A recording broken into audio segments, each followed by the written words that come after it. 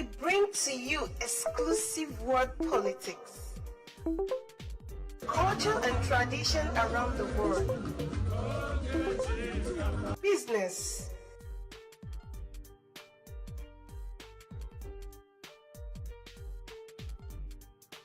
sports,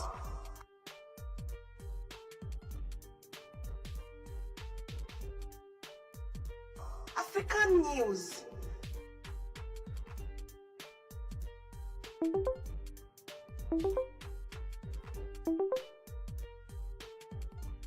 entertainment, and many more.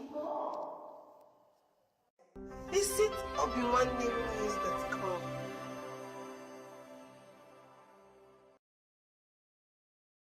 IPOB, one family. IPOB, one family. One family, IPOB. Good morning.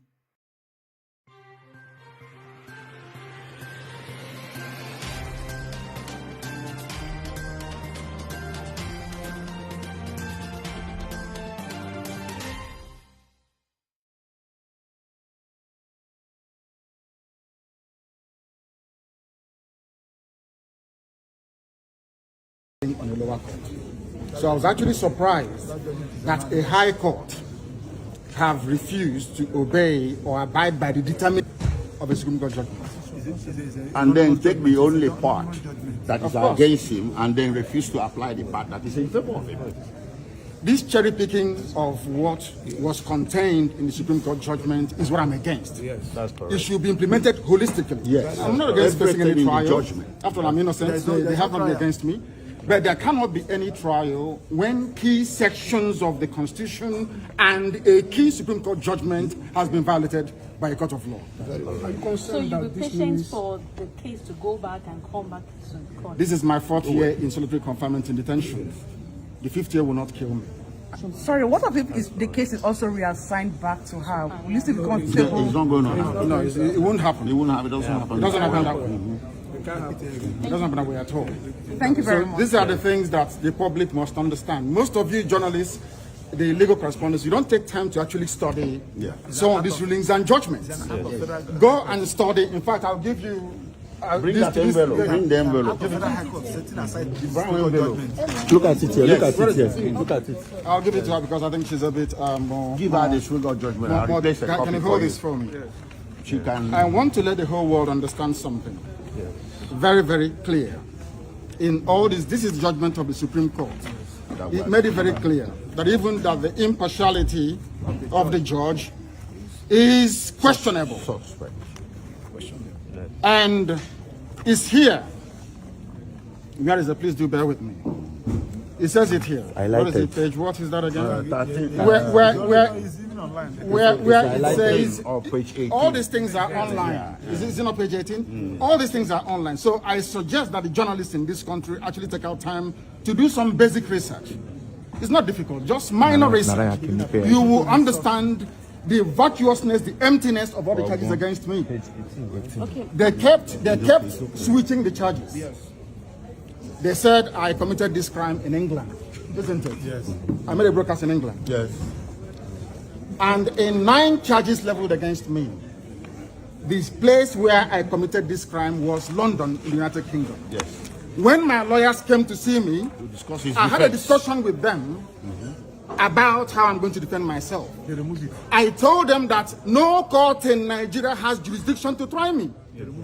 Because since this offense was committed in England, so they said, it's only a UK court that can give a Nigerian court the authority to proceed, isn't it? Yeah, based on that, they removed London. Based on that, they now amended the charge again and removed London. Location of the broadcast. Location of the broadcast. Contrary to section 196. 174 of the Terrorism Prevention Act 2022. In violation of their own laws. Violation of their own laws. And you want me to stand trial under such circumstances? Is that possible? Nnamdi Kanu to stand trial where these shenanigans are going on? It's not possible. Because I finding on the lower court. So I was actually surprised that a high court have refused to obey or abide by the determination of a Supreme Court judgment. and then take the only part that is against him and then refuse to apply the part that is in favor of him. This cherry picking of what was contained in the Supreme Court judgment is what I'm against. Yes, that's correct. It should be implemented holistically. Yes. I'm not against facing any Everything in the trial. judgment. After all, I'm innocent, they have not been against me. But there cannot be any trial when key sections of the Constitution and a key Supreme Court judgment has been violated by a court of law. So you will be patient for the case to go back and come back to the court? This is my 4th year in solitary confinement in detention. The 5th year will not kill me. Sorry, what if the case is also reassigned back to her? Will you still be It's comfortable? not going to happen. No, it won't happen. It won't happen. It doesn't happen. It doesn't happen that way. It doesn't happen that way at all. Thank you very So much. these are the things that the public must understand. Most of you journalists, the legal correspondents, you don't take time to actually study some of these rulings and judgments. Go and study. In fact, I'll give you... Bring that envelope. Bring the envelope. Look at it here. Look at it here. Look at it. I'll give it to her because I think she's a bit more... Give her the Supreme Court judgment. I'll replace a copy Can you for hold you. this for me? She can. I want to let the whole world understand something. Very, very clear. In all this is judgment of the Supreme Court. It made it very clear that even that the impartiality of the judge is questionable. And is here. Where is it? Please do bear with me. It says it here. I like what is it. it? Page what is that again? 13. Where it says Or page 18. all these things are online. Is it not page 18? All these things are online. So I suggest that the journalists in this country actually take out time to do some basic research. It's not difficult, just minor research. You will understand the vacuousness, the emptiness of all the charges against me. Okay. They kept switching the charges. They said I committed this crime in England, isn't it? Yes. I made a broadcast in England. Yes. And in 9 charges leveled against me, this place where I committed this crime was London in the United Kingdom. Yes. When my lawyers came to see me, Discuss his I had a defense. discussion with them about how I'm going to defend myself. They remove it. I told them that no court in Nigeria has jurisdiction to try me. Because since this offense was committed in England, so they said, it's only a UK court that can give a Nigerian court the authority to proceed, isn't it? Yeah, based on that, they remove London. Based on that, they now amended the charge again and removed London. Location of the broadcast. Location of the broadcast. Contrary to section 196, 174 of the Terrorism Prevention Act 2022. in violation of their own laws. Violation of their own laws. And you want me to stand trial under such circumstances? Is that possible? Nnamdi Kanu to stand trial where all these shenanigans are going on? It's not possible. The trial live so that people will understand. Well, I want to start by commending the people of Southeast, the Igbo people, for listening to us yesterday. We are calling inside the courts, calling from courts, chatting that nobody should take laws into their hands because 80%, if not 90% of the people of Southeast, the Igbos, they are with Mazi Nnamdi. They know that Mazi Nnamdi is not a criminal, is not a terrorist. I want to commend them. That one is on that. Then secondly, Dr. Bat, you said that you know all that transpired yesterday. I beg to disagree. You don't know all that transpired yesterday. Because what you people, just like Vimbai commended the judiciary for allowing to stream the judgment live. Now you ask yourself, what stopped the judiciary from streaming the trial live so that people will understand what happened? But that one is a different ballgame. Just a moment. Just a moment. I didn't say that I know what transpired. I was not in the court. When did I say I know all that transpired yesterday? Okay. I just asked you to react to what happened yesterday. I didn't say so. Okay, sorry. Yeah. Okay, sorry. I was not in open court. Sorry, I would have known. I withdraw it. Yeah. Okay, sir. Okay, sir. Sorry, sir. Now, I also want to join, I want to call all well-meaning Nigerians to join hands into this matter so that the Court of Appeal will set aside this judgment.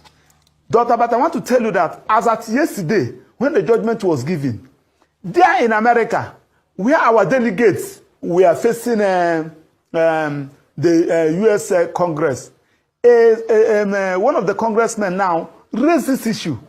He narrated the kind of injustice Mazi Nnamdi have suffered in the hands of Nigeria, as if the man is a Nigerian. So most of the times when you are talking, these people get information more than you. Let me just start by saying that Nnamdi has suffered the highest injustice any other person can suffer in the whole world, here in Nigeria, in his own country. One, he was enjoying his bail. Government, the prosecutor, who is prosecuting him, went to his house in Afaruku, unprovoked, and they killed 38 persons and left with 13 corpses as we speak. As we are talking about, as a result of that, he lost the parents. Now, that, as if that one is not enough, Mazi Nnamdi ran away and deposed affidavits from Israel. My Lord, I'm in Israel. Look at the circumstances that made me to run away. The affidavits who have it is in the court file. Please, if my Lord can guarantee my security, I will come back to face my trial. While that one was on, he was unlawfully brought back to Nigeria here. And the United Nations, through their special rapporteur, gave a decision saying that Mazi Nnamdi never is not a terrorist, Mazi Nnamdi never jumped bail, that as a matter of urgency, that Nigeria should release Mazi Nnamdi. They refused that judgment. Federal High Court in Umuahia look at all the whole matters we filed, and they said that Mazi Nnamdi should be released, and that federal government should pay Mazi Nnamdi 50 billion naira. As we speak to you, the federal government has not complied with that judgment. The same thing applied to Enugu High Court and what have you. I'm not talking about that of Kenya. Coming back to Nigeria here, we continue with the trial. Then Court of Appeal unanimously discharged Mazi Nnamdi, and they said that no court should try Mazi Nnamdi.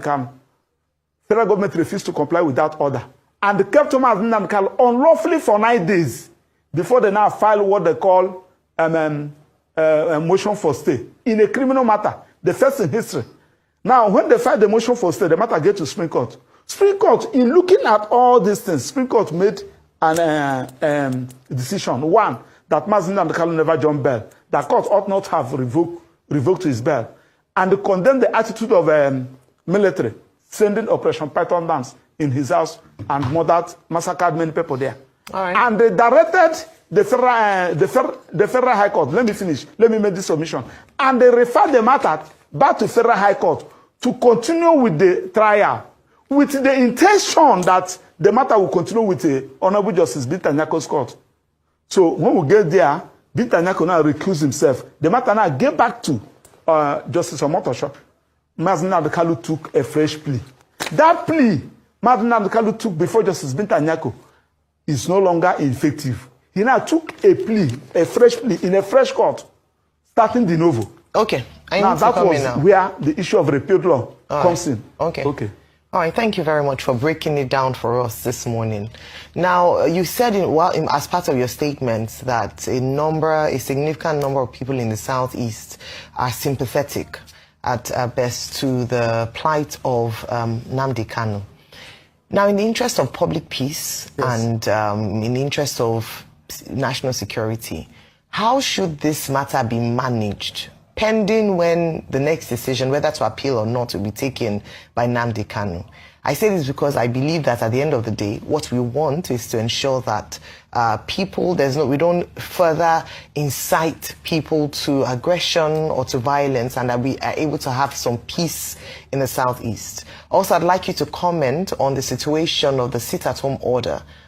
In terms of that regard, would you ask that people return, or we are hopeful that we will see an end to this Monday sit-at-home order in the Southeast? Well, I want to start by saying that the issue of sit-at-home, some people took advantage of Mazi Nnamdi incommunicado and be issuing unnecessary order.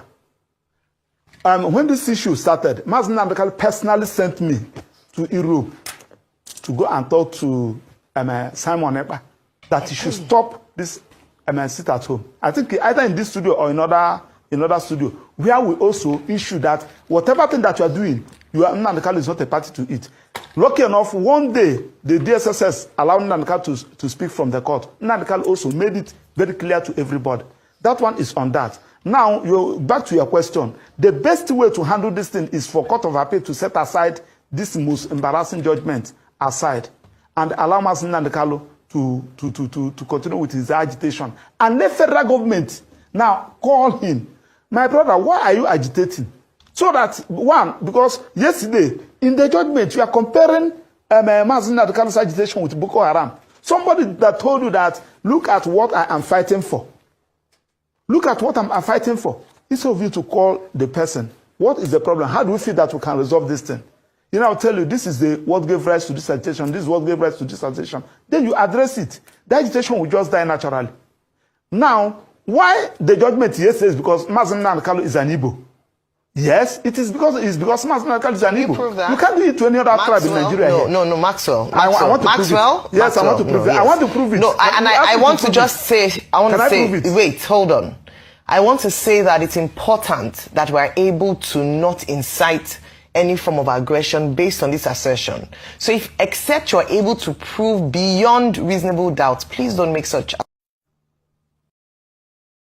We bring to you exclusive world politics, culture and tradition around the world, businesses,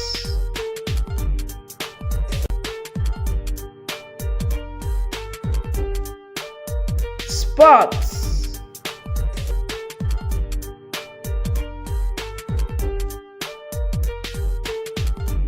African news,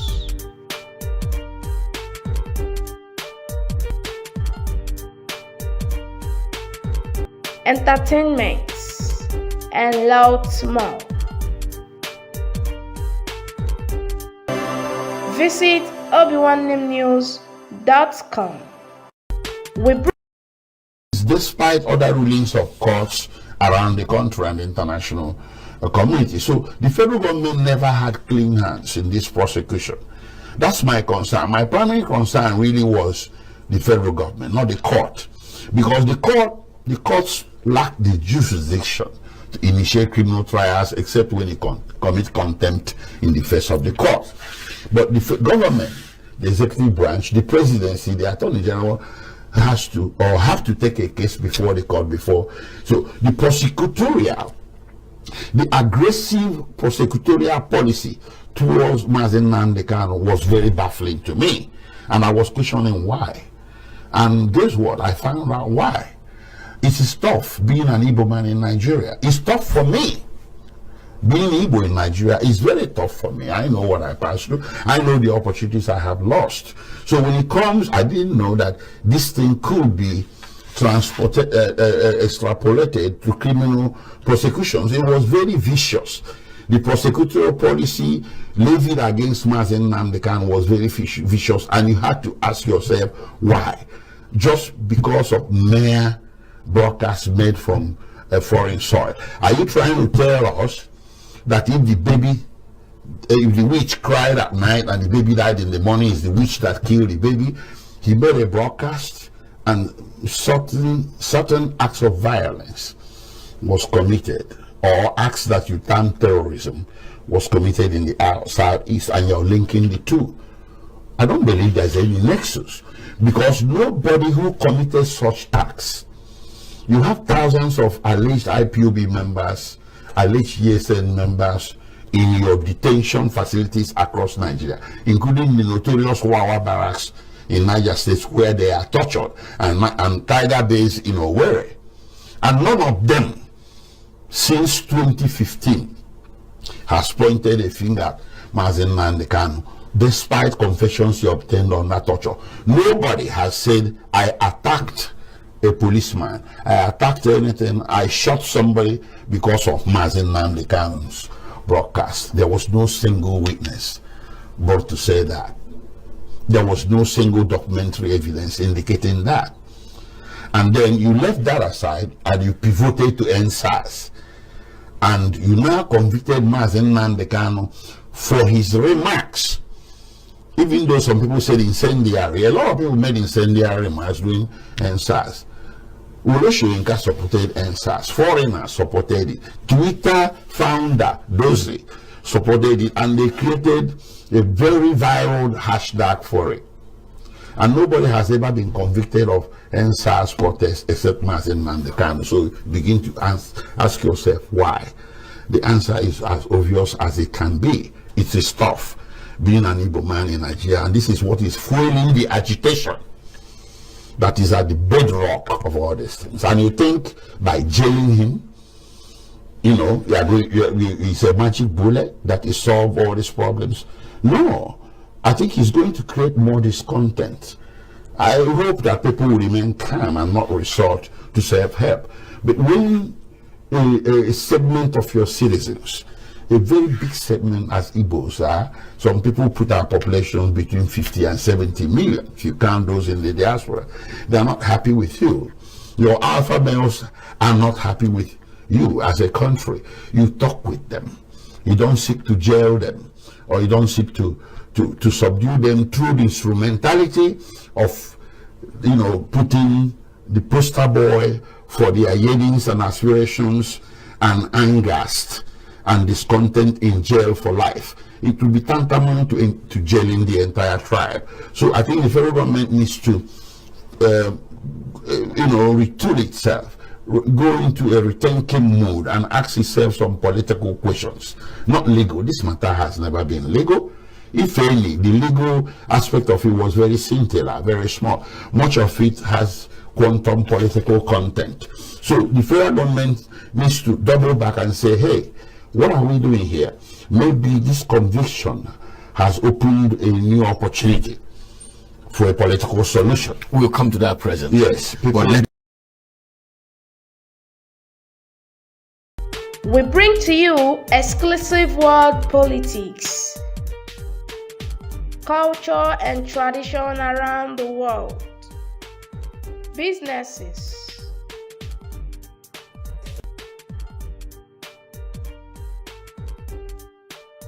sports,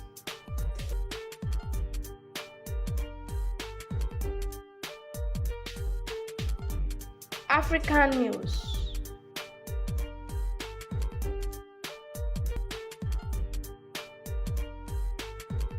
entertainment, and lots more. Visit Obinwannemnews.com. Fire his entire legal team. I mean, did he undermine his case by doing that? I mean, you were a member of that. In fact, you were at the forefront of his legal team. I mean, and then you were suddenly transformed into a consultant, and you couldn't even speak in court today on his behalf. I mean, did he undermine his own case by doing that? No, he didn't. This is not the first time it has happened. You recall that Awolowo had defended himself, if you go back to 1963 in history. At some point, Mahatma Gandhi defended himself in South Africa and even in India.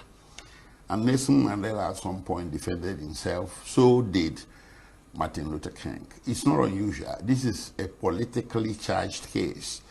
I think a strategic decision was made by him at some point that he probably would have done a better job than the lawyers. The lawyers do these cases within a very narrow confine of some decorum or some kind of behavior that is imposed on the lawyers that may sometimes may become prejudicial to the client in a politically charged case like this. This case wasn't a complex case. This case depended very much on a misguided prosecutorial policy that, you know, pretty much zeroed in on Mazi Nnamdi, maybe because of the region he came from. That prosecutorial policy is not being levied, not words. You know, we have a different prosecutorial or different counter-terrorism policy up in the north, which is engagement. Well, let me come in there and ask. The comparison may be too far afield. Well, let me come in there. It has to be an equal opportunity crime. Indeed. But let me come in there and ask you this, because of the fact that you raised the issue of the Southeast. What are the potential security risks in the Southeast region in your assessment? Do you think this verdict will lead to increased tensions or calm in the region? Briefly. Mazi Nnamdi is committed to non-violence. I also take this opportunity to appeal for calm, just like others have done. But whether people are angry or not, they are indeed angry, because there is a perception that this whole thing is sectionalized. That perception has to be removed, and the growing notion that, you know, he's being singled out is gaining currency. So how do we stop this? We stop it by the government changing its policy a little bit to, you know, giving everybody equal opportunity, equal peril. Right. If you did something wrong, if you are from the north, they treat you as badly as they treat someone who did it wrong from the east or the west. But when you single a certain region and you levy an attritional prosecution against someone, it creates this perception.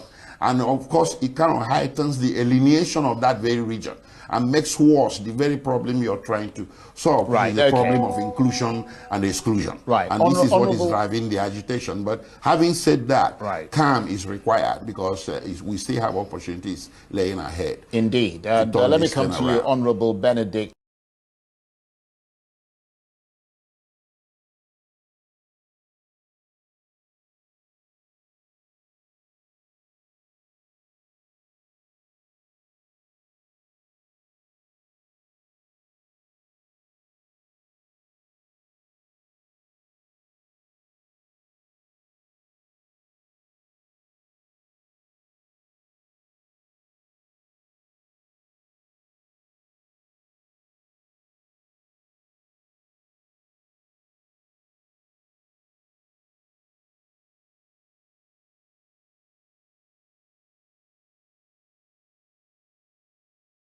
Is Aloy Ejimako, counsel to Nnamdi Kanu. Aloy, you're welcome to the program. Thank you, Joko. Thank you for having me on.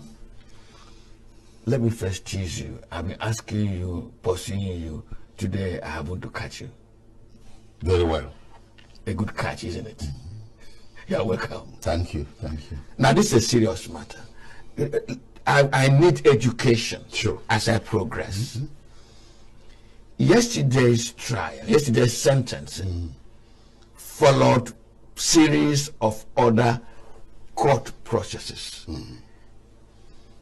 In this country, in the course of this trial, a court in this land had queried the arrest of Nnamdi Kanu. Because I understand you lawyers say the process leading to trial should be part of the entire thing. And the court had said, yes, since Nnamdi Kanu was illegally, unjudicially brought into Nigeria, his trial has already suffered a setback.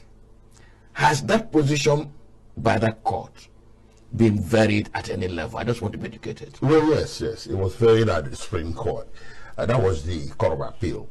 But then the more important thing we need to consider is that decision by the Court of Appeal extinguished totally, completely, absolutely, and brought to permanent closure the retinue of charges Mazi Nnamdi Kanu was facing up to that point. It extinguished everything, that ruling. So if the federal government wanted to continue with the trial of Mazi Nnamdi Kanu, it needed to have, started on a clean plate after December 15, 2023, when the Supreme Court upturned the judgment of the Court of Appeal. Do you understand? Yes. But they didn't do that. They went back, they pedaled back to bring back charges that were practically dead, and charges that were also brought under a dead law, and charges that were completely extinguished by dint of the discharge that occurred at the Court of Appeal. So, despite the fact that the Supreme Court judgment varied or upturned that judgment, it upturned it on one ground only, on the ground that rendition did not bar the Federal High Court from proceeding with trying anybody in Nigeria.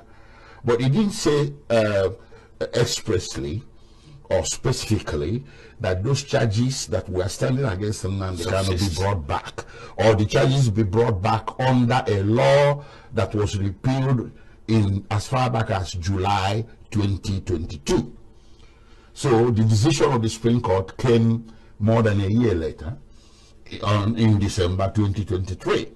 And then you take Mazi Nnamdi back to court based on a law that had long been repealed. Now, that is where I also need education. Okay. Consistently,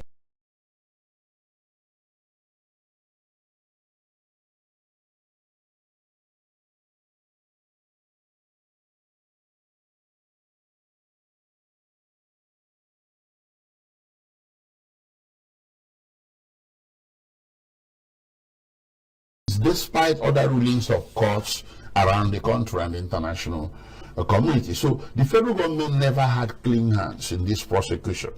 That's my concern. My primary concern really was the federal government, not the court. Because the courts lack the jurisdiction to initiate criminal trials except when it commits contempt in the face of the court. But the government, the executive branch, the presidency, the attorney general have to take a case before the court so the prosecutorial, the aggressive prosecutorial policy towards Mazi Nnamdi was very baffling to me, and I was questioning why. And guess what? I found out why. It is tough being an Igbo man in Nigeria. It's tough for me. Being Igbo in Nigeria is very tough for me. I know what I passed through. I know the opportunities I have lost. So when it comes, I didn't know that this thing could be transported, extrapolated to criminal prosecutions. It was very vicious. The prosecutorial policy levied against Mazi Nnamdi was very vicious, and you had to ask yourself why. Just because of mere broadcasts made from a foreign soil. Are you trying to tell us that if the witch cried at night and the baby died in the morning, it's the witch that killed the baby? He made a broadcast and certain acts of violence was committed, or acts that you term terrorism was committed in the southeast, and you're linking the two.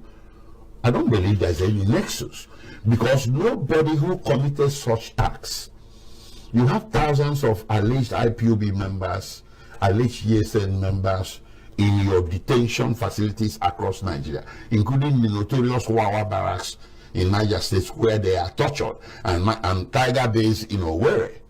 And none of them, since 2015, has pointed a finger at Mazi Nnamdi, despite confessions he obtained under torture. Nobody has said, I attacked a policeman, I attacked anything, I shot somebody because of Mazi Nnamdi's broadcast. There was no single witness brought to say that. There was no single documentary evidence indicating that. And then you left that aside and you pivoted to NSAS. And you now convicted Mazi Nnamdi for his remarks. Even though some people said incendiary, a lot of people made incendiary remarks during NSAS. Oloshoyinka supported NSAS. Foreigners supported it. Twitter founder Dozie supported it, and they created a very viral hashtag for it. And nobody has ever been convicted of NSAS protests except Mazi Nnamdi. So you begin to ask yourself why. The answer is as obvious as it can be. It is tough being an Igbo man in Nigeria, and this is what is fueling the agitation that is at the bedrock of all these things. And you think by jailing him, you know, it's a magic bullet that will solve all these problems? No. I think he's going to create more discontent. I hope that people will remain calm and not resort to self-help. But when a segment of your citizens, a very big segment as Igbos are, some people put our population between 50 and 70 million, if you count those in the diaspora, they're not happy with you. Your alpha males are not happy with you as a country. You talk with them. You don't seek to jail them, or you don't seek to subdue them through the instrumentality of, you know, putting the poster boy for their yearnings and aspirations and angst and discontent in jail for life. It will be tantamount to jailing the entire tribe. So I think the federal government needs to, retool itself go into a rethinking mood and ask itself some political questions, not legal. This matter has never been legal. If any, the legal aspect of it was very scintillant, very small. Much of it has quantum political content. So the federal government needs to double back and say, hey, what are we doing here?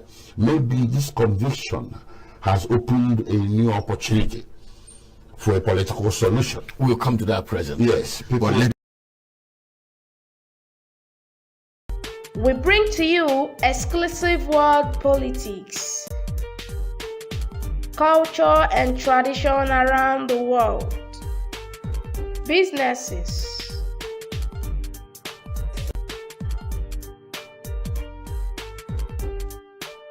sports,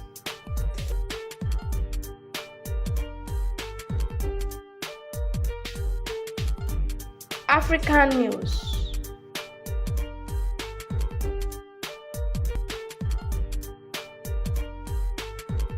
entertainment, and lots more.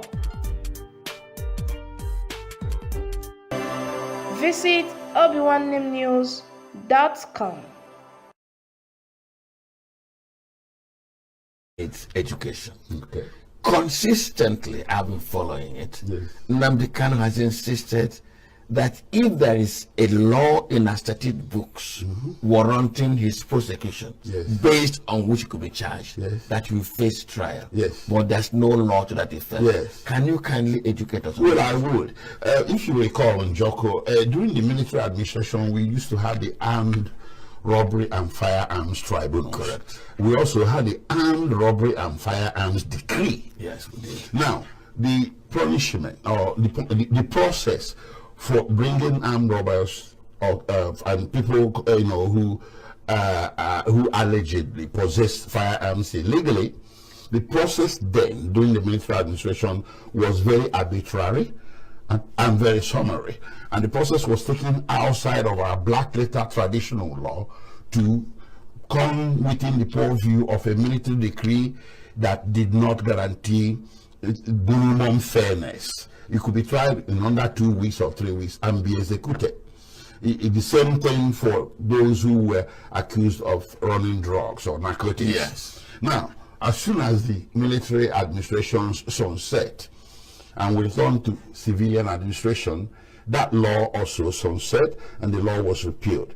So everybody who was standing trial for armed robbery, drug offenses, firearms offenses, were brought back into the traditional law, what we have as Criminal Code Act or Criminal Procedure Code. So nobody was facing firing squad anymore.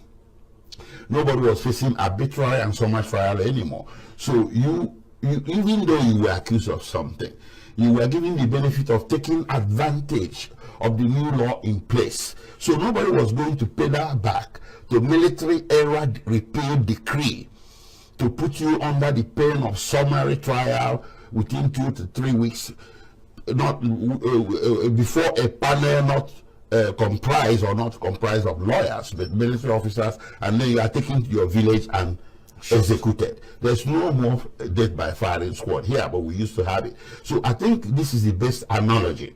There was a terrorism and a law called the Terrorism Prevention Amendment Act 2023.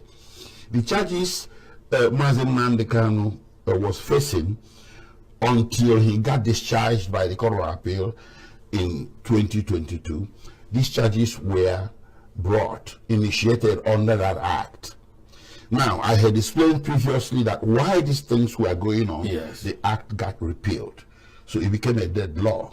So now, when the Supreme Court said, well, there is something you need to explain to the High Court. You need to stand trial. We know you are in addition, that was wrong, but you need to stand trial.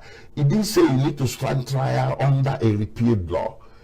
It would be akin to say you need to stand trial if you are alleged to be an armed robber under the Armed Robbery and Firearms Decree that has been repealed.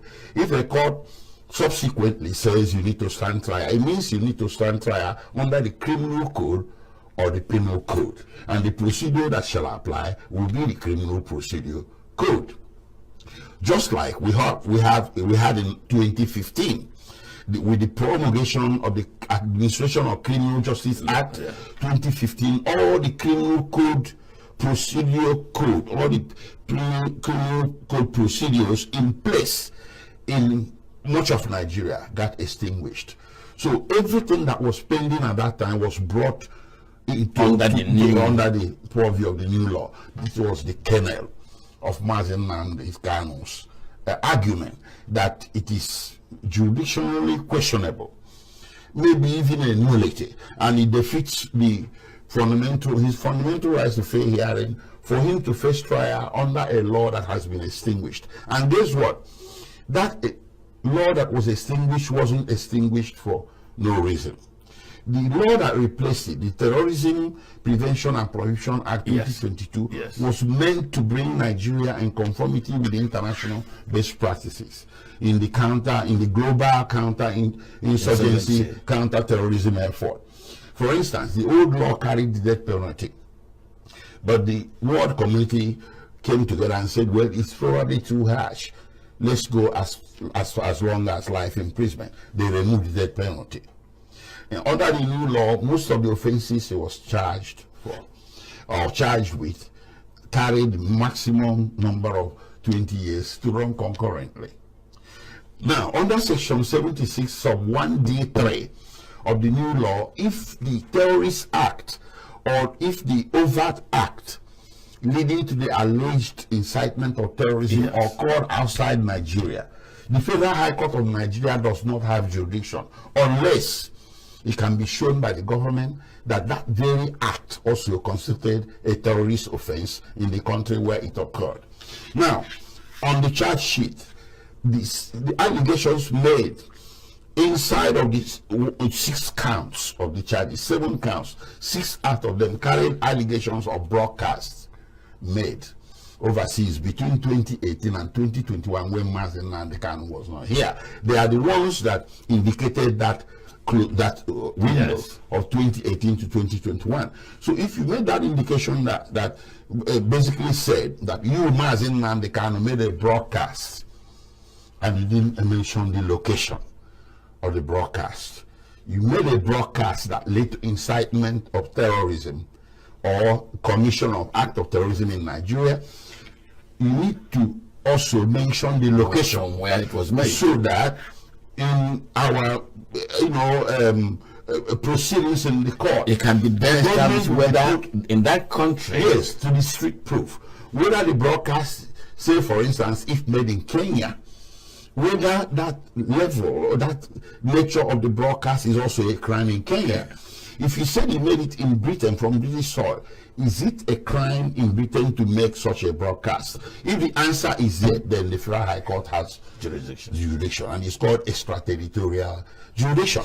If it's not crime at the location where the broadcast was made, then it's not a crime. Now,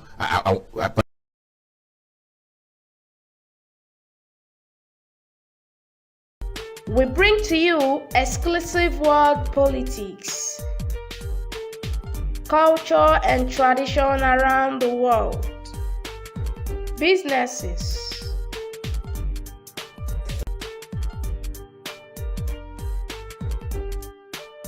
sports,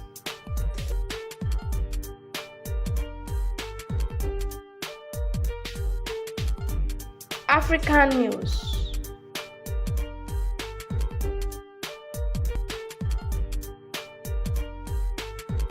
entertainment, and lots more. Visit Obinwannem.com. We were praying and hoping, and we worked very hard for acquittal. Not because he no get lawyer, now he make the judge convict him. No. So whether you bring 10 lawyers, 10 senior advocate of Nigeria, or whether you bring 1 or you bring 100, they go still do them as they like. Anybody we like Mazi Nnamdi and we believe say no do anything to warrant the kind thing where happened to them yesterday, that person, if you know they cry outside, they go they cry inside. But another thing why I go tell you, be say, you get as this case come, they go. at some point. We can't hold meeting. We can't say, you get how this case they go. It be like say they don't predetermine the outcome. We don't know who predetermine them, or we know the talk say that judge is predetermine them. So for this Nnamdi case, we can't suspect say they don't make up their mind too. Sometimes they say everything is strategy. And advice where we give them for secrecy, no be and why go come they talk for camera.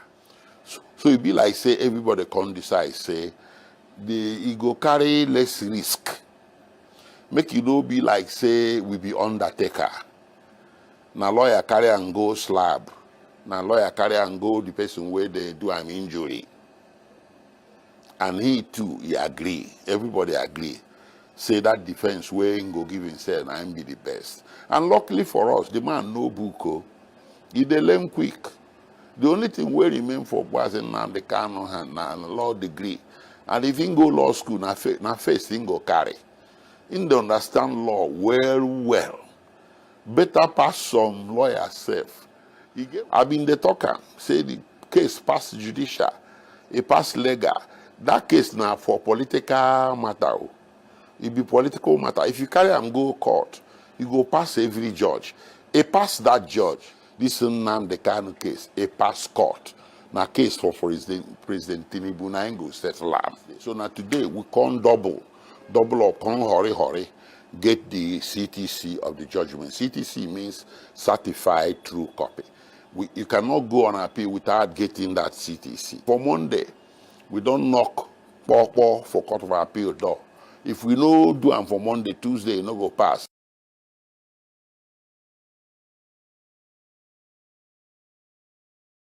Of Nigeria, chairman of board of benchers. An old man like this doesn't know the law. You don't know the law.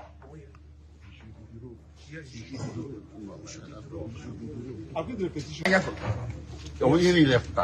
have petition against her. Nonsense. Nonsense. Why is it when it comes to my case, they turn the law upside down? They turn the law upside down. Upside down. Upside down. The rules. Who are not educated. I am an educated man. I can't show them the petition for the simple reason that if you show it, what the judge said was that the case file. Listen, this is the laws of Nigeria. The prosecution and this court doesn't know the law. That is the fact. Yes. Poor knowledge of the law is killing Nigeria. Poor knowledge of the law, they don't know the law. This is a federal gazetted law of Nigeria that says here that the chief judge of Nigeria cannot tell Binta Nyeko what to do. It's here. It's your law. Just obey it. That is why I do what I do. I agitate for Biafra. I agitate for Biafra by right to agitate. My right. They turned it from treasonable felony now to terrorism. Stop talking when I'm talking.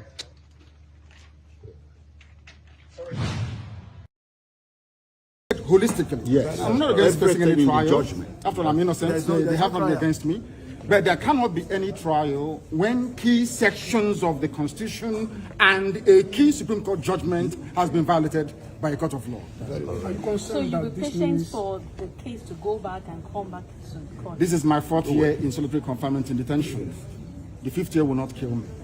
Sorry, what if the case is also reassigned back to her? Will you still be comfortable? It's not going on. No, it won't happen. It won't happen. It doesn't happen. It doesn't happen that way. It doesn't happen that way at all. Thank you very much. These are the things that the public must understand. Most of you journalists, the legal correspondents, you don't take time to actually study some of these rulings and judgments. Go and study. In fact, I'll give you. Bring that envelope. Bring the envelope. The brown envelope. Look at it here. Look at it here. Look at it. I'll give it to her because I think she's a bit more. Give her the sugar judgment. Can you hold this for me? She can. I want to let the whole world understand something. Very, very clear. In all this is judgment of the Supreme Court.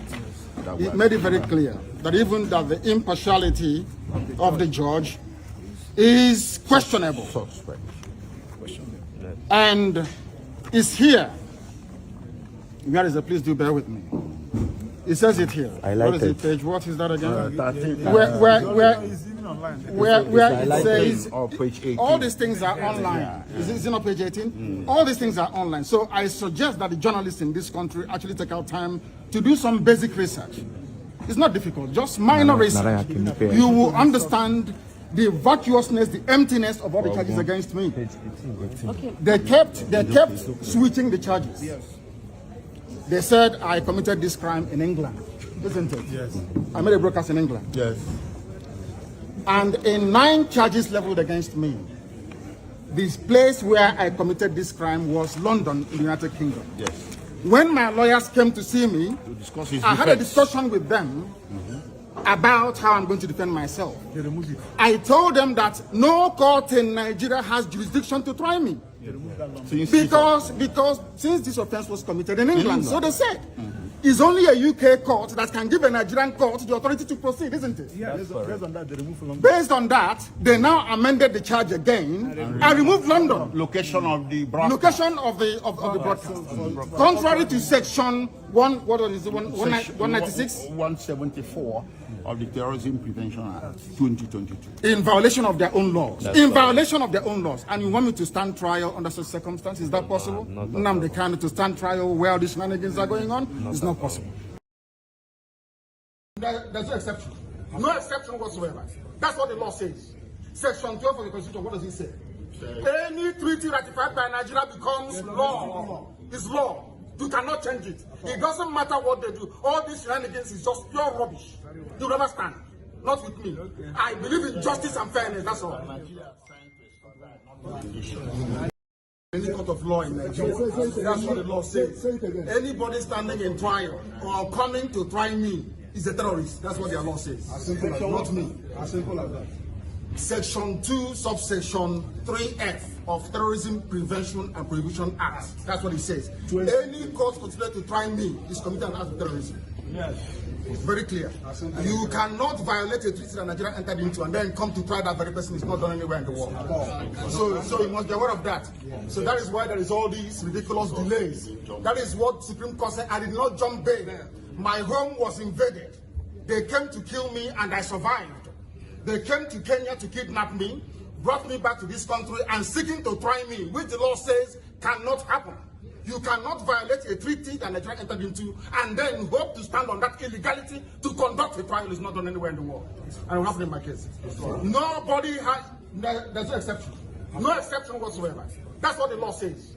Section 12 of the Constitution, what does it say?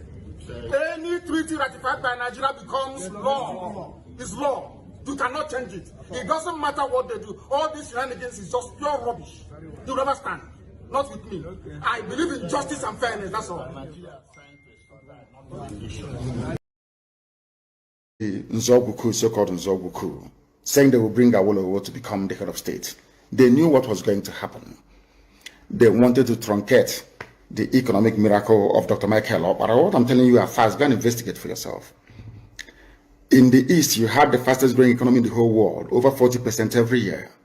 In the West, Awolowo was performing his own miracle as well. Even in the North, Ahmadu Bello and Tafawa Balewa were doing very well. You had all those massive industries in the North. You even had Alamajiris that were employed in the North, meaningfully employed, gainfully employed.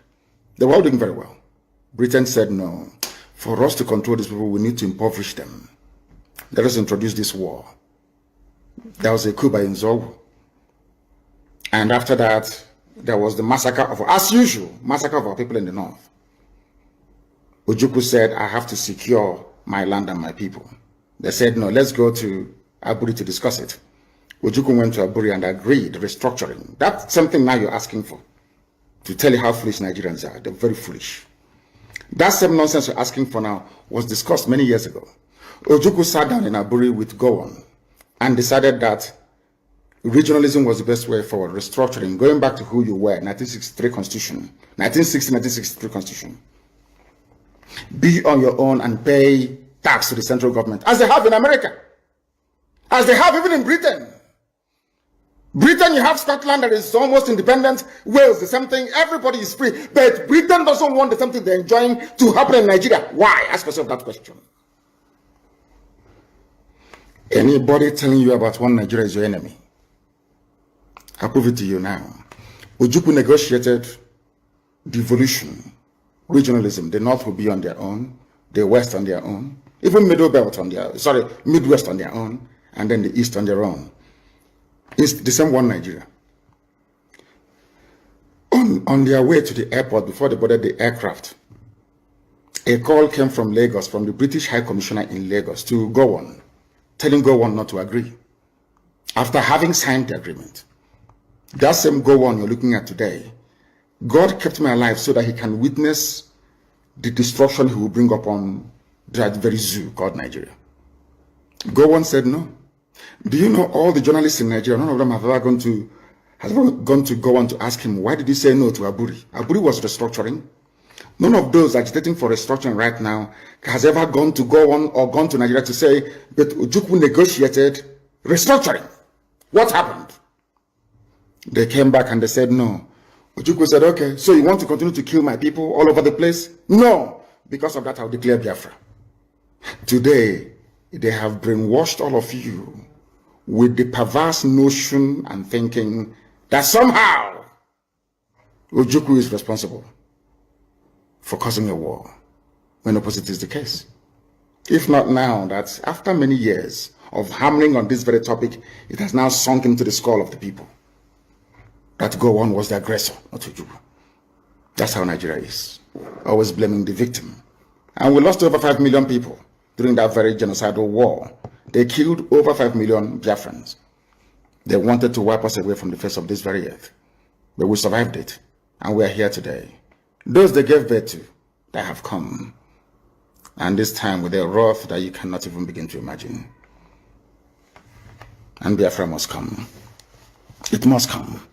Two things are bothering the zoo right now. You know, when God wants to destroy a nation, it comes in many ways. One, Buhari is dead. They brought in a fake. It is now dawning on the people very slowly that there is no more Buhari. People are now beginning to realize it. What I find astonishing are people that they claim are stakeholders in the zoo, those who should know better, those who should be, should I say, lead this very campaign to uncover the truth. They're all running away, they're all hiding. Do you know why they're hiding? Because the people talking about a late dead Buhari are those that oil and gas comes from their region. And they all think that they need oil and gas to survive. That is why they're all quiet. If not that Dino Malaya came out a few days ago, of course Obasanjo said it, even Aisha Buhari said it, but the husband is dead. They all pretended as if they didn't know. And we know that Buhari is dead. And when that very issue erupts the way and manner it would, later on in the coming weeks and months, the zoo cannot contain the fallout. That is number one. Number two is that everybody keeps talking about there seems to be no government, there is no direction because Buhari is not there.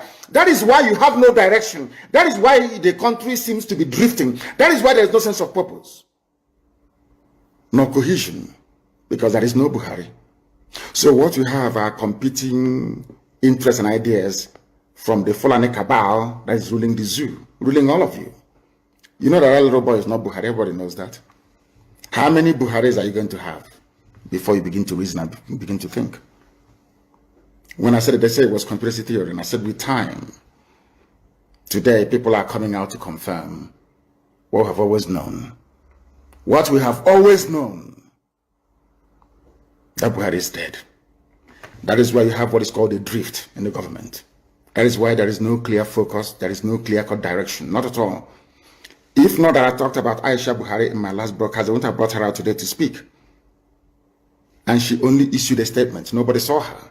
She's in Dubai having fun with her boyfriend, your first lady. And I asked them, in whose reign or regime in Nigeria or anywhere else in the world do you have a first lady missing in office? Only in Nigeria. But you as a Nigerian cannot ask any questions because of the way you reason. The problem you have as a Nigerian is in your brain. The way you reason is flawed. Ask yourself this question. If this woman's husband is alive, what is she doing in Dubai? And with who in Dubai?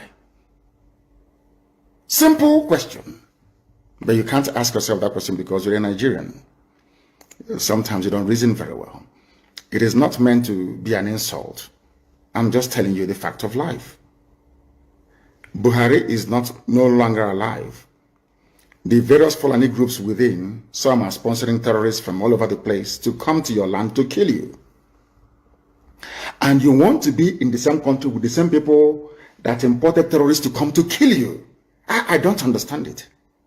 You see, I am struggling to understand how some of you reason. They call themselves your patrons. They say you are Nigerians. Is that correct? Why would a fellow Nigerian go outside to the Sahel to pay people to come to kill you? They are fellow Nigerian. And after killing you, they say that those murderers and killers are now entitled to live in your forests and in your farmlands. Are all of you okay at all?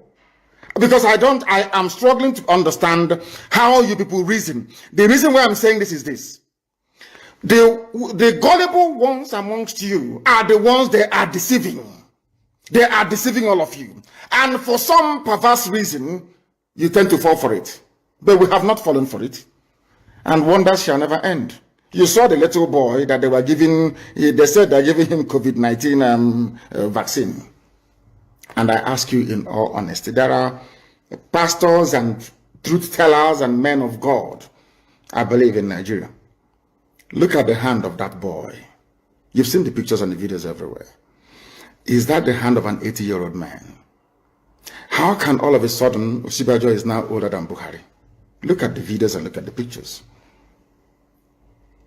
At this point, I begin to ask some of you, are you sure that your brain is working? Your brain cells is working? People say, oh, it is a conspiracy theory.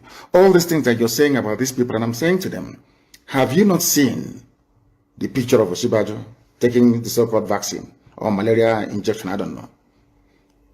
Look at the man they claim is Buhari. Look at his hand. Is that the hand of an 80-year-old man? Is Buhari richer than Bill Gates? Is Buhari richer than George Soros? George Soros is richer than the whole of Nigeria. Bill Gates, the same thing. So if it is money that caused this very old dying man to now turn into a 35-year-old man, how come Bill Gates cannot do it? Or George Soros? Or even Queen Elizabeth for that matter? If they claim that the treatment that Buhari received that made him look this young was administered in London, the Queen is the Queen of England, the Queen of United Kingdom. Why wouldn't she go through the same treatment? Why not? Why wouldn't Prince Philip go through the same treatment and become young again? That is how Nigerians and black people reason that gives me cause for concern. If we continue this way, we can never ever build nor have any viable society, all of us together. And that is why it is very, very critical and very, very important that we do that which is right before God and man. And stop this from deceiving us. You are every head of state that took a vaccine all over the world. After taking the vaccine, they addressed their people. They spoke to the nation. Why is it that this one wearing an oversized face mask, of course on top of Buhari, hyper-reality face mask, could not utter a word? Can't you ask yourself that question? He came to take his vaccine. Go and look at other heads of state. They take their own vaccine in public and they speak. This one is like a mannequin. He comes out, you wheel him out, and they do something and he goes back in again. That tells you that Buhari is no longer alive. Buhari is in a shallow grave in Saudi Arabia. He's dead. And that is why they're in a hurry. That is why this governor can say, I will not listen to Asorok. That governor will say, let's bring in more bandits, let's settle them. That is why the government is disjointed and dysfunctional. Nobody's in charge. Obasanjo knows that nobody's in charge. I think he said that he may not agree that it's a Buhari double, but that the Buhari now in Asorok is not the one he used to know. How else do you want him to put it? He's been very prominent. He wants Nigeria to survive so that him and his friends can continue to enjoy oil money. That's all. Oil money, that's nothing more, nothing less. Just oil money. Just oil money. So they can continue to enjoy oil money flowing from Biafra land. That's all. Not that they love you. Not that they love one Nigeria. Of course not, they don't. Nobody does. These are the things that you ought to know, and that's what we're telling you this very day. The time now is 7 minutes to the top of the hour, regardless of where you're all over the world. That tells you that we are live and we are direct, and this very gospel is coming to you so that you may change. You may have a change of heart. You may have a change of way of reasoning. Where is your first lady, Aisha Buhari? Where is she? She is not in the country. For how many months now? For how many months, I ask of you? You claim you're a human being. When a white person is racist towards us, we start complaining. We don't like racism. But when they see the way we reason, they cannot help but be racist towards us. Can you believe that you have a country like the USA and Biden's wife decides to disappear for 2, 3, 4 months? You think Americans will keep quiet? You think that in a time of national crisis of COVID-19 pandemic and the ceaseless and endemic insecurity, you cannot even hear from somebody you claim is your president? And this was a man that when Youth Corpus visited him sometime in 2016, or was it in 2015, in his house in Katsina, he spoke against me, IPOB, and Biafra agitation. Without prompting. You think such a man will keep quiet in the face of what is going on right now? They all know. Wole Soyinka is a liar. They all know that Buhari is dead. Obasanjo is a liar. They know he's dead. Ojo Zokala and all the rest of them, all liars and deceivers. They know the idiot is dead. But all of you will keep deceiving yourselves, and that is why the Fulanis are killing you every blessed day. And when you rise up to fight against them, they become headers. When they attack you, they're headsmen. When you retaliate, they become headers. We don't want them in our land. The death of Buhari and the relentless drive of the Janjaweed to conquer everybody else will make Nigeria a worse place than Somalia. And it's written. None of you can stop it. It doesn't matter how much you dialogue. It doesn't matter what you do. God have marked out Nigeria for destruction for what they did to his children. And all of you witness it. So that at the end of this very process, when Biafra comes, you give praise to God and to God alone and not to man. That's why we are here. To let you understand that the coming of Biafra is God's design, not that of man. Not mine, not anybody else's. But that the time has come. We must stand very tall, very strong, and very resolute. I'm sure all of you have heard what Dino Malaya said. You have heard about that the president is in transition or transmission. It is in transition. Because his body is in Saudi Arabia. He's not buried in Daura, not yet. His body is there. And that's why Aisha is upset with them. Aisha packed her things and went to UAE to live there. Because she told them, bring back the body of my husband, give him a befitting burial. They said no. They want to use the name of Buhari to conquer the rest of Nigeria. That's what they have done. But they have failed. And failed very, very woefully at that. And that is why this very truth must continue to be preached. If you have not seen it, go to my page. I think it is there. What Dino Malaya said. But I want to play what a particular man said. And then I want to showcase the foolishness of your average Nigerian. The foolishness of Bishop Coker. I want to let the world understand how foolish a Nigerian is. Not from me. But I want all of everybody to listen to this. Very, very carefully, please. And tell me if Nigerians are not stupid. Listen. A confession that the media has not given appropriate attention. Yes, what is that? Kawu Baraje Alhaji Kawu Baraje was a leading chieftain of the APC. Yes. And he has confessed that they imported the foreign mercenaries who have become bandits. APC imported foreign mercenaries. Baraje said it. Confessed. What more evidence? What evidence do you need? He has confessed that they imported them for the elections. Yes. This is public. Why is the media not following up? Because Nigeria is corrupt. Why are we not asking for accountability? They can't act because Nigerians are not intelligent. So it seems very clear to me and to so many others. If you're in the public space, you hear people talking. Yes. And pointing fingers. The ruling party is the direct sponsor of terrorism and insecurity in Nigeria. It was an interview granted by a so-called stakeholder in Nigeria. APC, the government, people are joining APC. You know, I don't want to speak against the Holy Spirit. At this point, I begin to say to God, there is no way a black man can be equal to a white man. It's impossible. You are aware. I don't know how to show it. This is the Mazi Nnamdi reporters. I think I'll put it on my page after this. If you go to my page, you'll see it. The man spoke very brilliantly. Nobody has come to counter him. Baraje is alive. He opened his mouth and said, a part of APC said, we are the ones that brought them from the Sahel to come and kill you. They are fellow Nigerians. And after this, you say, I'm a Nigerian. That is why I say that anybody, if once you say you're a Nigerian, you are sick in the brain. I never have regard for you as a human being, because that means you cannot reason. I will play this once again, uninterrupted, so you can hear him very, very well. And I'll start by asking him, I'm not going to ask him what he said. Who is responsible for the insecurity in Nigeria? Who is to blame? Listen. We have a confession that the media has not given appropriate attention. Yes. Go ahead. What is that? Kawu Baraje Alhaji. Alhaji Kawu Baraje was a leading chieftain of the APC. Chief of APC.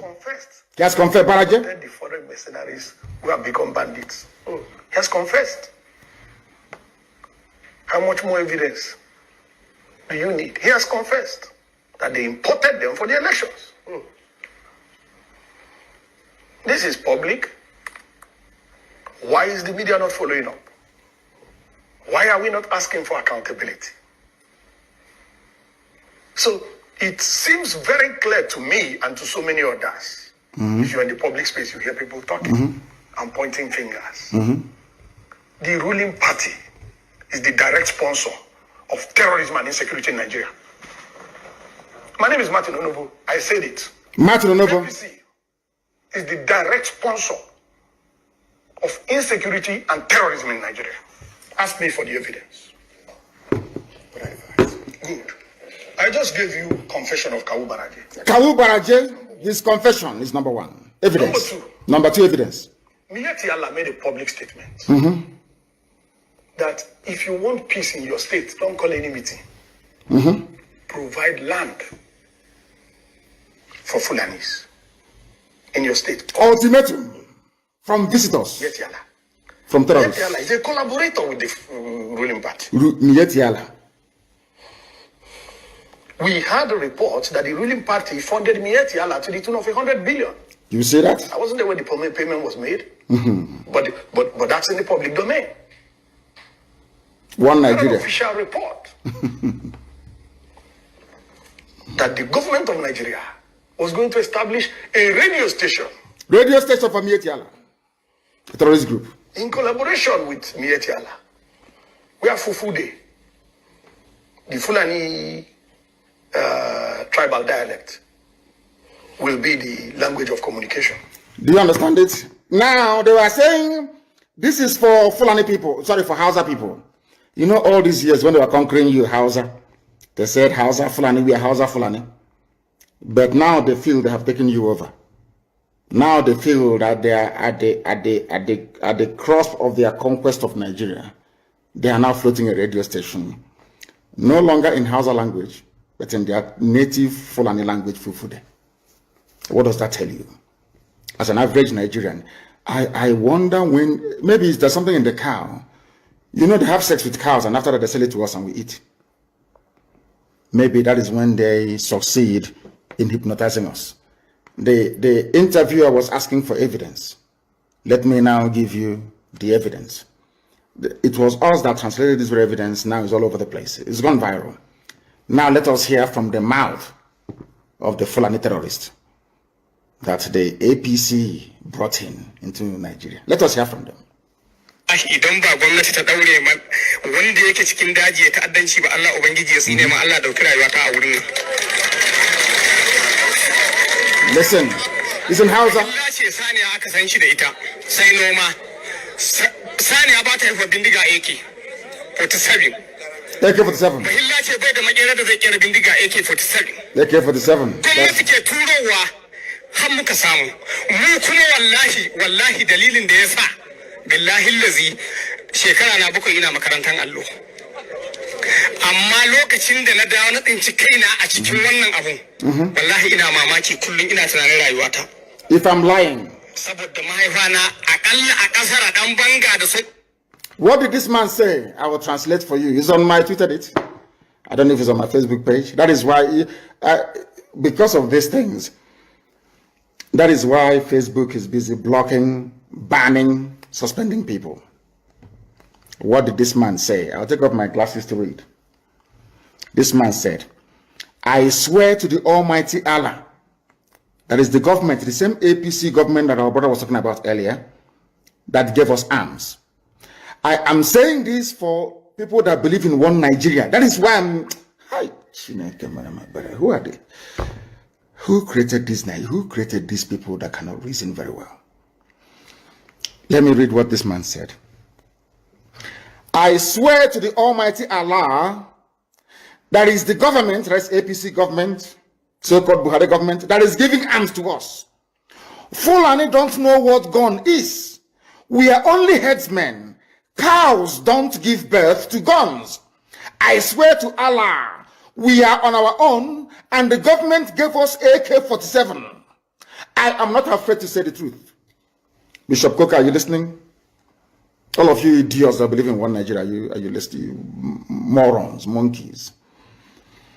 All of you who are being deceived by this multicultural, multi-ethnic garbage, can you listen?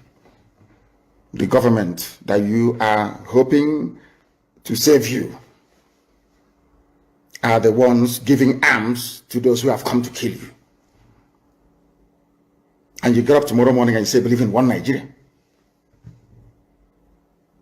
That was why when Ozo 1 was under attack, that was why when these people, they gave guns to attack Nimbo, Ifani, Ugwu called, the Enugu State governor called Buhari many times. Buhari ignored his calls. Ugwu called the commander of the 2 division. No one took his call. He called the commissioner of police for Enugu. No one took his call. But anytime IPOB is having meeting, you come and start shooting people. But when the same people were under attack by those that they are sponsoring, they were nowhere to be found. Is that a type of country? Is that the type of country you wish to belong to? Let's be honest about everything. If this insecurity were being caused by a group of disgruntled Fulani businessmen, you can understand. If this insecurity were being caused by a group of, say, very retarded Fulani politicians, of which there are many of them, I can understand. But insecurity is being caused by the government itself, the APC government. Our brother said it here, and you think he's lying. The people that they get, do you know where they said that? In front of Sheikh Gumi, Abubakar Gumi. He went to the forest to go and meet the bandits, and the bandits told him it was the government that gave us the guns. We don't know what guns are until they gave it to us. That's why I asked you, if they're coming all the way from Mali and from Niger, how did they cross the border with guns? If you claim that those terrorism are from Niger Republic, so you don't have customs and immigration in the north anymore? Or because you see yourselves as one people, so there is no border patrol, no border policing, nothing. But you have closed Semi border now for nearly a year and a half. Semi border is closed. And you're from the south and you're shouting one Nigeria. Do you see the depth of your foolishness? Can you see it? When I say it, it's not out of hatred. People say, oh, I don't like his style of agitation, because I tell you the truth. A governor said, the governor of Bauchi State, we are bringing in Fulanis. We are coming to settle Fulani in Nigeria. He said it, he wasn't hiding. We are coming to settle Fulani in your land, in your villages. Do you know why that is possible? Because you believe in one Nigeria. If you are on your own, nobody can try it. It's called an act of war or invasion. But Fulani is carrying out an act of war and invasion into your territory because you are under one Nigeria. So in other words, they are using, Nigeria is providing them a cover to carry out a conquest of an entire, should I say, ethnic nationalities across the zoo. Is it clear to you now? Do you now understand what we are saying? Bishop Kweka is afraid. He's from Sokoto, he's a minority. So he thinks that when Nigeria breaks up, Fulani will swallow them alive. But I want to tell them that we are all students of history.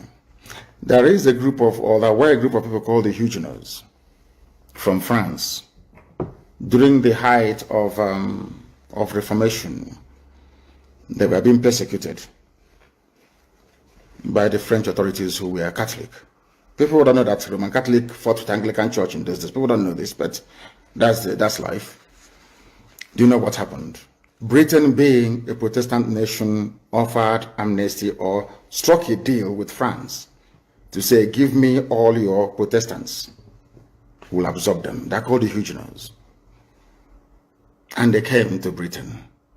That is where the lives of Sir Peter de la Billière is a French name. But his family settled in England. He rose to become a general and led the war. In the Desert Storm, it was him that commanded the British forces in the Desert Storm.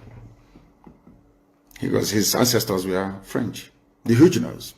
So what I'm saying to Bishop Coker and all northern Christian minorities today is this: on my honor and on my life, I swear before God Almighty in heaven that with the coming of Biafra, every Christian northerner will be allowed to settle in Biafra land. So you see, Bishop Coker, you have nothing to be afraid of. You have a place where you can practice your faith without looking over your shoulder all the time, thinking who's coming to kill me. You will come to Biafra land and you will live there. A very peaceful, fulfilled life in Biafra land. The same thing that the English did for the French Protestants, they're called the Huguenots. The same thing we are going to do for you. If you feel that you're threatened in the Sharia core north, and because of that, you think that having the East and the West in one Nigeria will save you as if some kind of insurance against elimination by the crazy, mad Fulani Janjaweed, you will come to Biafra land. We will give you asylum. You will stay there. Your generations will live and thrive. We are accommodating people. We welcome visitors. Then you will see what Biafra is like in real life, not the miserable existence you have in Sokoto.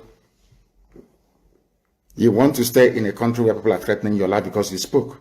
You said your mind and they're threatening you. What I'm offering you is what happened in England, though. The same England telling you to talk about one Nigeria. There was a time that the lives of French Protestants were under threat in France.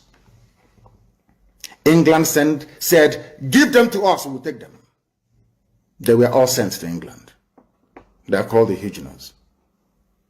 We offer you the same asylum today to Bishop Coker and to all endangered northern Christians. You can all come to Biafra. We will accommodate you gladly. Gladly. I'm saying this live on air, so if I renege on this, you know, they said the internet never lies. They can go back and dig up this very video and say, he said this on the 8th of March, 2021. So you can come to us. This is the reason why everywhere the Janjaweed are dealing with us. They always come to your village and appoint one person as somebody. You know, one thing about you people is this. You always think that tomorrow is going to be better. But in Nigeria, tomorrow never ever gets better. Instead, it gets worse. And we are offering you a way out. People were asking for confirmation that Nigeria Army and police are colluding with Fulani terrorists. You know, it was on this platform that I called for OPC to take over from Amotekun. And thankfully, they have taken over. And there are results. There are results. I think earlier yesterday, or was it today, the OPC arrested a Fulani warlord. You know, for us, we don't have time for arrest. We arrest you, of course, and then I think they handed him over to police When we arrest you, we hand you over to God. God will judge you. They arrested the Fulani warlord, Wakili. Handed him over to police. Police took him to hospital.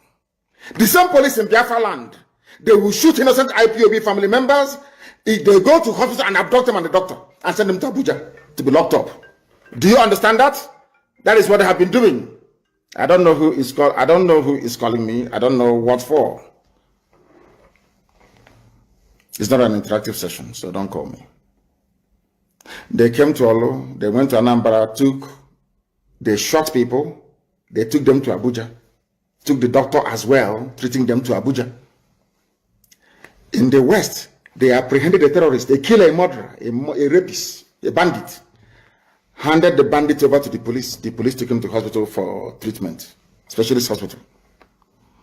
What other evidence do you need that the police and the army are colluding with those that they imported to come and kill you? And you wake up in the morning and you say you're a Nigerian. Are you not ashamed of yourself? Don't you have any shame within you? God Almighty in heaven. I've never seen people as daft and as foolish as this. They took him, he was arrested by OPC. You know what they said? Those that arrested this man, he said, or your police assures of diligent prosecution of suspected criminals. The criminals now are the OPC men that arrested the bandit. Nigeria is astonishing. You arrested a rapist, a mass murderer, a killer, and a land grabber. Took him to the police. The police now arrested you. Took the man to hospital. Beat you, all of you up, and put you in the cell. They say police is your friend. Anyway, I thank God that there are some these guardian angels that came. I don't know where they came from. They are called unknown gunmen. I don't know where they came from. Maybe they are the spirit of all those killed by the police and the army. And they are avenging the death of the people that the police and the army killed. They are called unknown gunmen. I don't know who they are. I don't know where they come from. But they are fighting for the poor. They are like Robin Hood, but in this case, they are not robbing the poor, the rich to pay the poor, no. They are robbing the criminals, the murderers of their own lives. Murderers in the police and the army. People don't know what is coming, do they? They have no idea. I feel sorry for the zoo. They have no idea. Any day that all of you gang up to support your one Nigeria garbage, the more you're digging your collective graves. Nigeria can never ever be fixed. It's broken beyond repair. Can never be fixed. Look at Sultan of Sokoto talking rubbish. The spiritual leader, whatever rubbish he is of the zoo. Sultan of Sokoto, that he was in the army. That war is not good. But you Fulanis are the ones living war on everybody. You took over the whole of Plateau. You came down into Benue. Your people were at also one, massacring people. Then you never talked about war.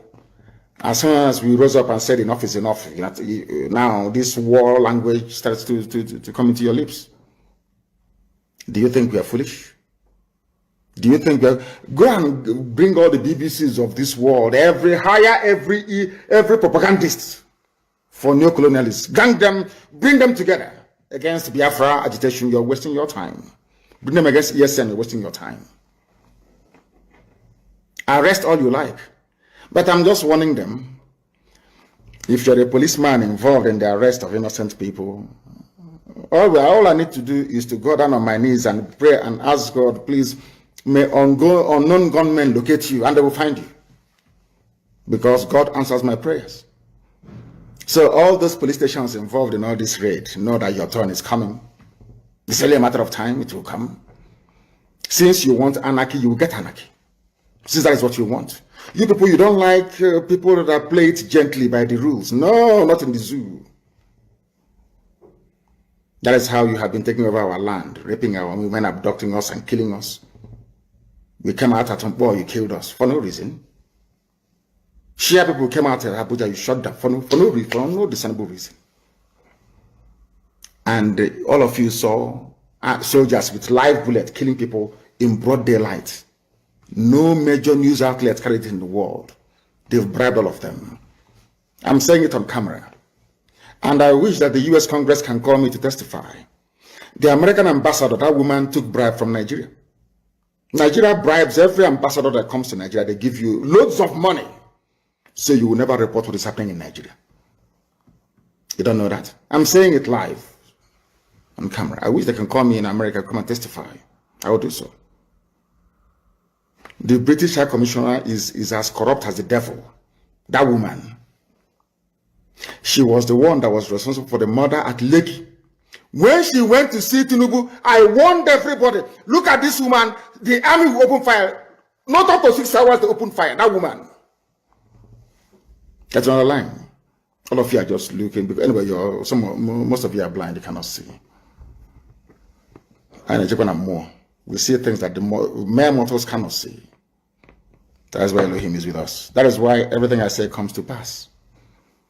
It must happen, it must come to pass. I told them that when we were giving thanks and praises to Elohim, I told them that this horn this trumpet that we are blowing, anybody who hears it in Asorok will go deaf. How many days? And there was fire in Asorok for the very first time.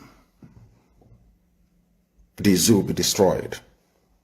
Not that we may just get Biafra, so that when this story is written, our children will know that God did it, not man.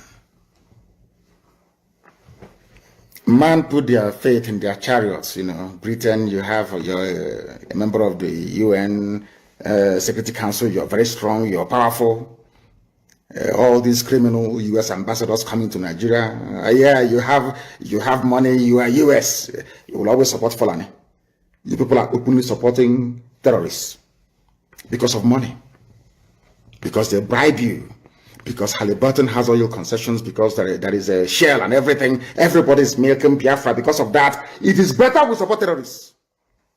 They'll kill the innocent. And your diplomats. Your diplomats presiding over the slaughter of the innocent. You cannot speak the truth. We are in the middle of a war. The Fulanis have levied war on every indigenous population, ethnic group in Nigeria. All of you can say it. All you can say is invite the Sarakin or Sarakin Fulani Lagos. Not the Oba of Lagos, no. Sarakin Fulani Lagos means the supreme Fulani ruler in Lagos. Because the US ambassador has taken money from Nigeria. Very soon her tour of duty will come to an end and she will go. She will become a multimillionaire. That is why they all want to come to Nigeria. Because Fulani will pay very well to suppress the news, to stop the truth from going out. And all of you will suffer if you don't repent. You will suffer. Mark my words somewhere, you will suffer if you don't repent from your evil ways. You take money from murderers and from killers to suppress the truth. Biden doesn't know what is happening in Nigeria because they rely on the ambassador to feed them accurate information. And that is not happening because they've been bribed. And that is why people are dying in Nigeria. Nigeria is the only place in turmoil, not making it onto the front pages of newspapers all over the world. Nobody talks about it because they are all compromised. They've been bribed. We don't need your one Nigeria to survive. They tried, can you imagine the nonsense? They brought in their food blockade. They said we will not send food to the south. They are perishable goods. So the items got spoiled in the north. The government now turned around to pay them almost 500 billion. They are the ones that said they will not sell their goods to the south. Their goods are now rotten in the north. And the government paid them compensation of nearly 500 billion. And you're in one Nigeria. Tomorrow morning, you idiotically wake up in the morning and say, I'm a Nigerian. As I said before, before I used to blame white people for racism, I no longer blame them for it. Because we are the cause of racism. Our stupidity as black people is responsible for the way we're being treated all over the world. Very sad indeed. Very, very sad indeed. We don't need them to survive. We don't need them. And we can give them the oil and gas for free. As I've said before, allow me to repeat. The oil, apart from granting citizenship to every northern Christian, I mean Core North, I mean the Sharia, Arewa, Janjaweed North, you will all live in Biafra land, where you can practice religion without fear or favor. Another thing we are going to do is to pipe free oil and gas across the whole of West Africa. In Biafra, Oduduwa will receive oil and gas for free. You see, Benin Republic, oil and gas for free. Togo will receive oil and gas for free. Ghana the same. All the way to, heaven knows, I think, Western Sahara. Do you know why? Because we want the economies of all these countries to grow as well, because they're going to buy our goods and services. They will buy our goods and services. That is why we need the economies to grow as well. A Biafra will offer free oil and gas to the entire West African coastal region. To tell you, we don't need oil and gas to survive as a people. We are not fighting for Biafra because of oil and gas. We are fighting because it is the will of God, and we must be free. We are free people. We were free before the white man came, and we shall be free once again. And as I've been telling people, and they do not, or some will not understand or hope to understand, what we are doing is of the spirit. The likes of Shoyinka must stand up to speak the truth. Obasanjo, you must speak the truth. Tell us where Buhari is. You know where his grave is? He's out. You can point that out for us. Tell us. Free yourself of that very burden. Shoyinka, the same thing. Shoyinka, you were campaigning for them. Campaigning for Buhari. Until your carrot and cabbage clashed with Fulani cattle. You now realized that there is danger in the land. All these years, all the Fulani insurgency and incursion into the south, you never said a word.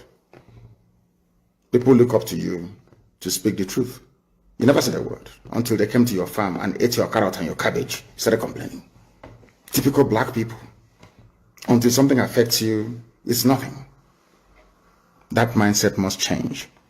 And that is where Biafra must come. And when Biafra does come, everybody will be free. If Biafra is not free, none of you is going to be free. And that is why I have said it before, and allow me to repeat. We have come to set all of you free. And if you allow this nonsense to continue, you'll be sunk. If you have not gotten your Somali visa, go and get it now. Because the zoo is gone. And the hell has arrived. Thank you very much for listening. From me, from here. Good evening.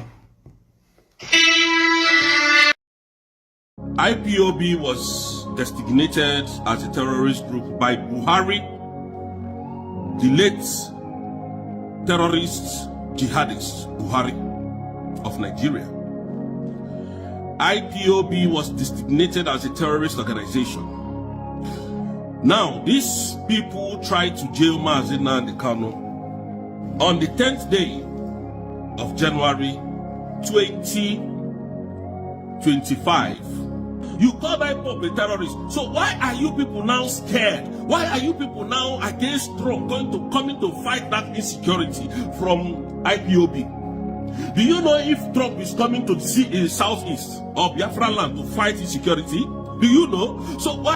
Alright, I'm going to make a name on Simon Twins brother. Simon Epa Twins brother. That is what I call you on this young man. Have something to tell you. Obogoku azo na achom ka ige ihe okwuru igecha ihe okwuru batụ aka na share button ka ihe anyị na-eme wee nwee isi n'ihi na ihe ọ na-eziwe ozi ọma is a fearless somebody. Oh, Simon Epa Twins brother ihe na akpọ this young man. Achom ka ịtọ ntị na chọọ data wee gee ihe okwuru n'ọtụ a nwanne ihe na-echa vidio biko kpara ya aka na share button ka ihe anyị na-eme wee nwee isi ụmụnne ya gazienụ ngwa geenụ vidio aka ọnụ n'ihe okwuru. All right, dear friends, good morning from here. Today is another great day, like you all know.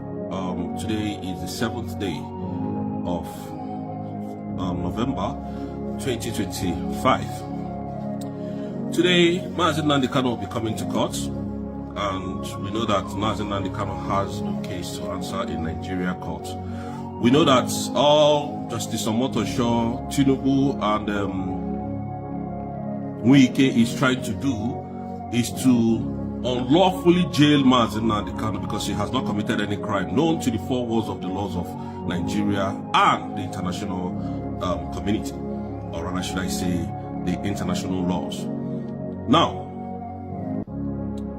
IPOB was designated as a terrorist group by Buhari, the late terrorist jihadist Buhari of Nigeria. IPOB was designated as a terrorist organization. Now, these people tried to jail Mazi Nnamdi on the 10th day of January 2025. They brought him out since they were able to bribe Finland, shameless Finland, Alexander Stubb, and Selena Selene, the ambassador from Finland to Nigeria. They were able to bribe them. So they brought out Mazi Nnamdi, they concocted a story, brought it out, and said Mazi Nnamdi is a terrorist that is going to be facing terrorism charges. And so therefore, for that reason, they're going to jail him. Mazi Nnamdi fled up. They were scared, they ran away. Since January, they have been looking for something to hold on to jail Mazi Nnamdi. Up to today, they have not found anything.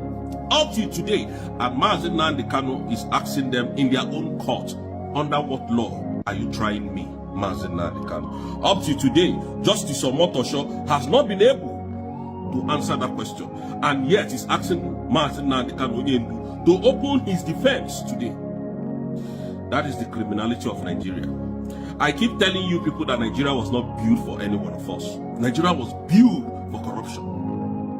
Nigeria was designed for, British business. It's a British business. That's how Nigeria was designed. And the fools that is supporting this Tinubu's administration, this failed man, I just laugh at you people because you don't know what is coming, do you? None of you do know. Now, I used to hear IPOB a terrorist organization. IPOB, oh, they are the one causing insecurity. Break it, the family confirmed it. Everybody in Nigeria, during when Simon Ekpa was defending Biafrans, Biafran land, they were, oh, Simon Ekpa is a terrorist. Nnamdi Kanu is a terrorist. IPOB are all terrorists. Now, Trump tweeted and said, Nigeria is now a country of concern. Christian genocide is happening in Nigeria. All of you knows that. Now, Trump has not said he's going to the north to bombard north. Trump is not saying he's going to the west to bombard west. Allow him to choose where he's going to bombard. He knows where the criminals are. You call IPOB a terrorist. So why are you people now scared? Why are you people now against Trump coming to fight that insecurity from IPOB? Do you know if Trump is coming to the southeast of Biafra land to fight insecurity? Do you know? So why are you people just started agitating for no reason? Trump should not come. Trump is all about his interest. Oh, Trump. Why are you people crying more than the bereaved today, I ask? You call that IPOB a terrorist. So the Western world has checked your profile. They have gone through every documentation, evidences about who is terrorist and who is not terrorist. So leave Trump to act. We the Biafrans, the IPOB terrorists are begging you now. Allow Trump to act. And Trump, I don't know why your jet fighters are not yet on the move. They're supposed, their foot soldiers should have been in Biafran land or in Nigeria as we speak. These people are just politicizing human life. Any opportunity they see to use and politicize humans, they take it up. They don't care. All they care is money. Money, money, money, money. Anybody can be unalive. It doesn't concern them. That is who Nigerian government is. Why are you now so suddenly trying to defend the same IPOB you call terrorists? Don't defend us. Let Trump come and bombard the people that he's seeing that are committing this atrocity in Nigeria. Excuse me. Don't come to defend us now. Let us carry our cross. This is how you will know how dangerous these people can be. This is how you will know how terrible Nigerian government can be. Anything that does not go in their favor, they try to, manipulate it. They try to talk ill about it. They try to sabotage it. This is who they are. This is how terrible Nigerian government can be. This is all they know how to do. Criminality. I keep telling you that Tinubu is a very ruthless politician. You think I'm joking, is it? Most of you don't know the enormity of the insult Tinubu has given to Biafrans. The damage Tinubu has caused. That is a man that Alexander Stock went to hug in business transaction, to take away a man who was defending and fighting for his people, who at the same time doubles to be his best friend, Simon Ekpa Njoku. Now it's all about interest. When Finland came to your land, can you see how brainless some of you can be? When Finland was contacted, all of you were shouting, "Oh, Simon is a terrorist." Oh, at that time, it was not all about interest. And now they negotiated our mineral resources, how long they're going to be taking it, how long they're going to be giving them our crude oil, and they gave them money, and then Finland sold their conscience to Nigeria and took away our prime minister. It wasn't all about interest. God will punish all of you. All of you from A to Z, it will never be well with you.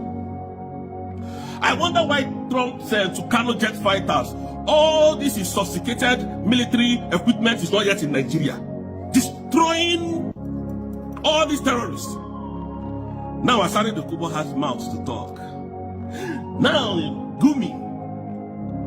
Ahmed Gumi has mouths to threaten America. Gumi that you and I know, that goes to the forest where these terrorists and criminals and so-called bandits used to be. Negotiate with them. Now come to tell the government of Nigeria that this is what these people want.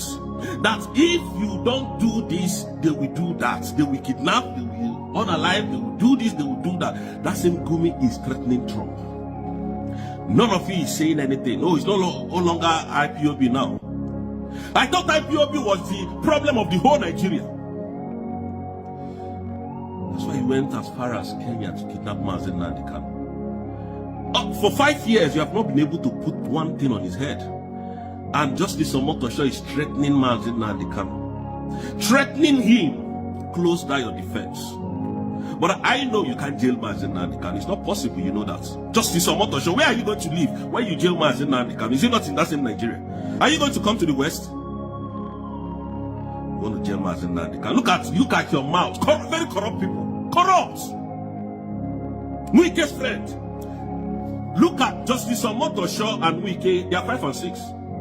Nwike gave Justice Omotosho so many land, including land that he collected from a family in Abuja.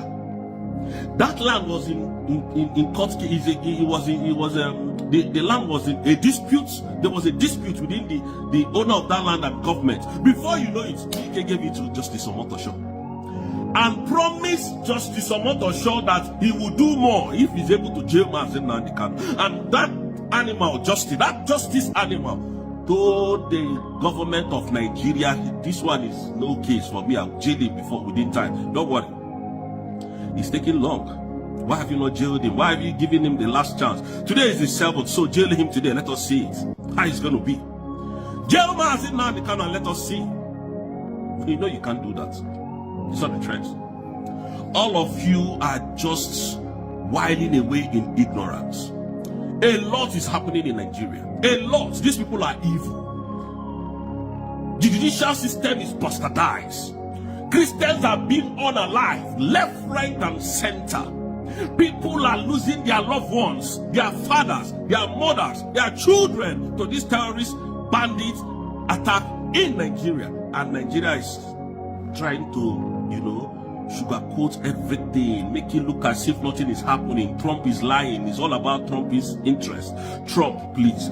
It's all about the interest, we know. If you can connect pipe from US to the mineral resources that these animals are talking about, is a Biafran land. Please connect it from US to Biafran land and come and take it. Please come and take it or save lives, Trump. Please come and take it and save lives. If that's the only thing that they say you want, come and take it and save lives. These people are animals. After all, for the 60 years that they said they've gotten independence, Nigeria has never benefited from that oil. Nigerian citizens have never benefited from that mineral resources. We have all these things in our soil, but people cannot buy oil. People cannot buy fuel. People cannot buy gas. People cannot buy, what is it even called? Is it LPG? Gas. This gas that they use in flying plane. Very expensive now in the market. People cannot buy kerosene. Shameless and a failed state indeed. Very shameless people you have as politicians. I also told you here that Tinubu will never be able to go to America. Has it not shown now? Is he not playing before you? Didn't I tell you that Tinubu can never step his foot in America? They will dive in. He knows if he goes to America, they will dive in. The DEA will dive in. He knows that. So he can't dare go to America. He's a terrorist. Tinubu and his cohort are all terrorists. Terrorizing the innocent citizens of Nigeria.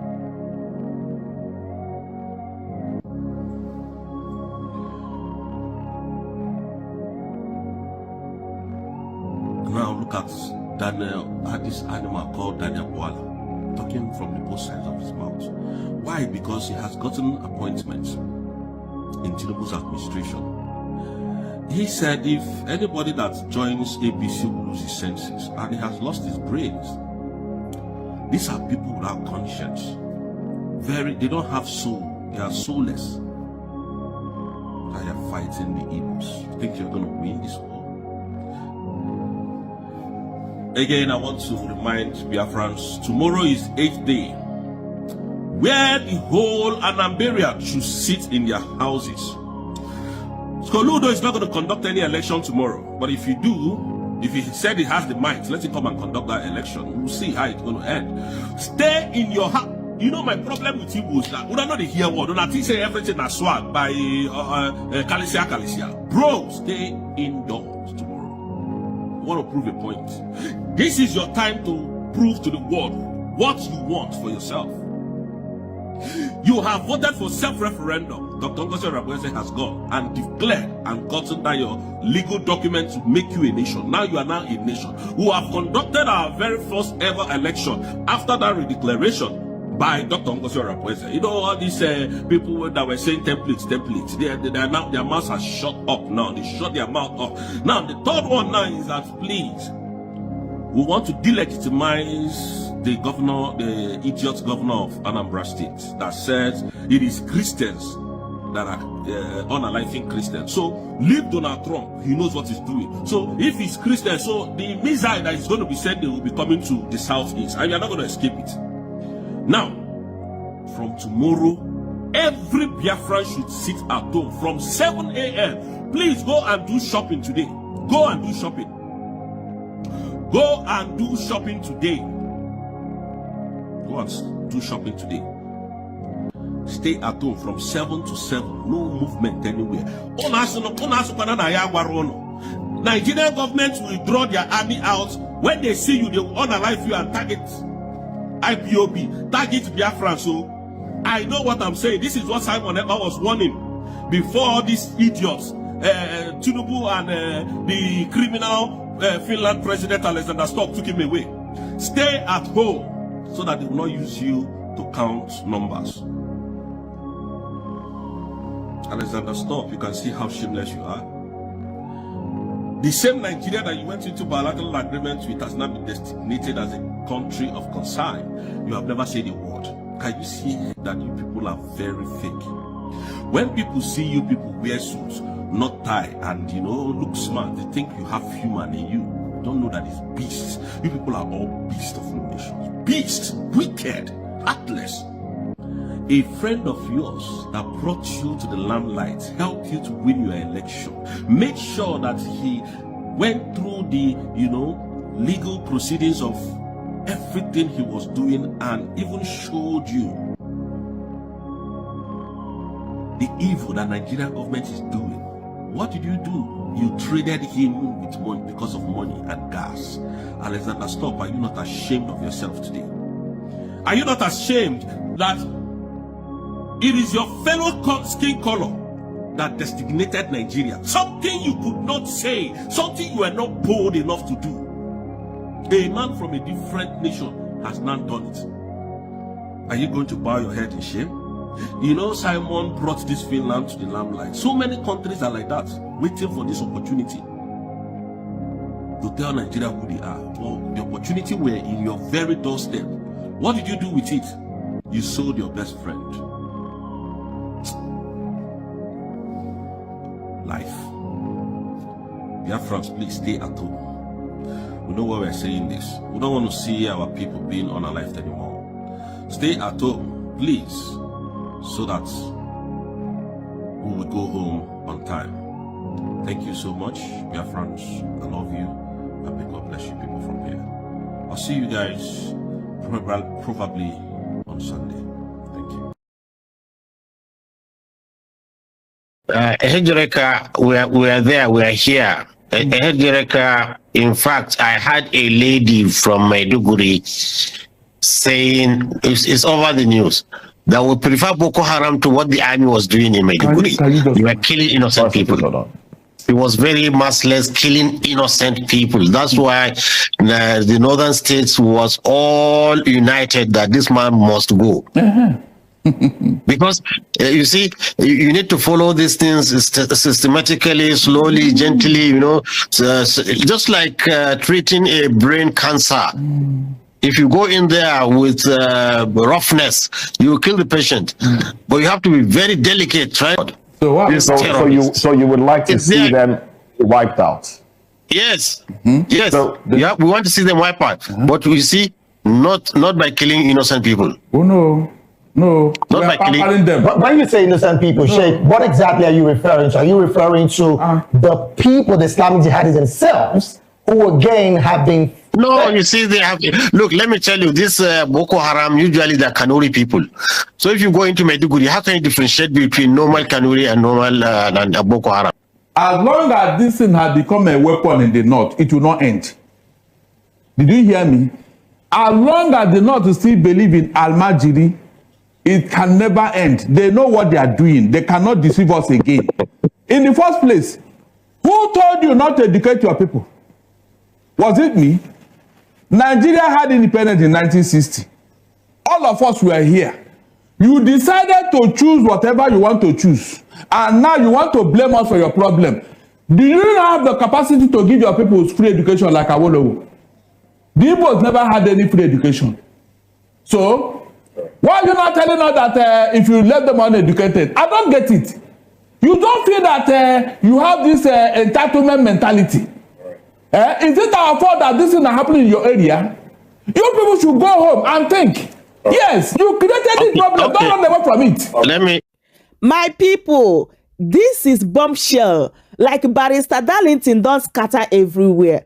Barrister Darlington has finally told Sheikh Gumi the bitter truth. In his face, Barrister Darlington said it as it is. He did not bend his mouth. What a courageous man. Please, you should protect my Barrister Darlington for me. You guys know that after Donald Trump threatened military action against these terrorists in Nigeria, so Sheikh Gumi now told Tinubu to cut ties with the USA, that Tinubu should not allow Donald Trump and the USA to come to Nigeria to do whatever they say they want to do. That Donald Trump want to come and buy innocent Nigerians in Nigeria. My people, wonder they say shall never end. As you can see, these people that we have been suspecting that they are sponsoring or they are supporting this terrorism in Nigeria, like they are all out, straight in USA. This is Asaru Dokubo. All of them, they are out, my people. Like these people don't want to end insecurity in Nigeria.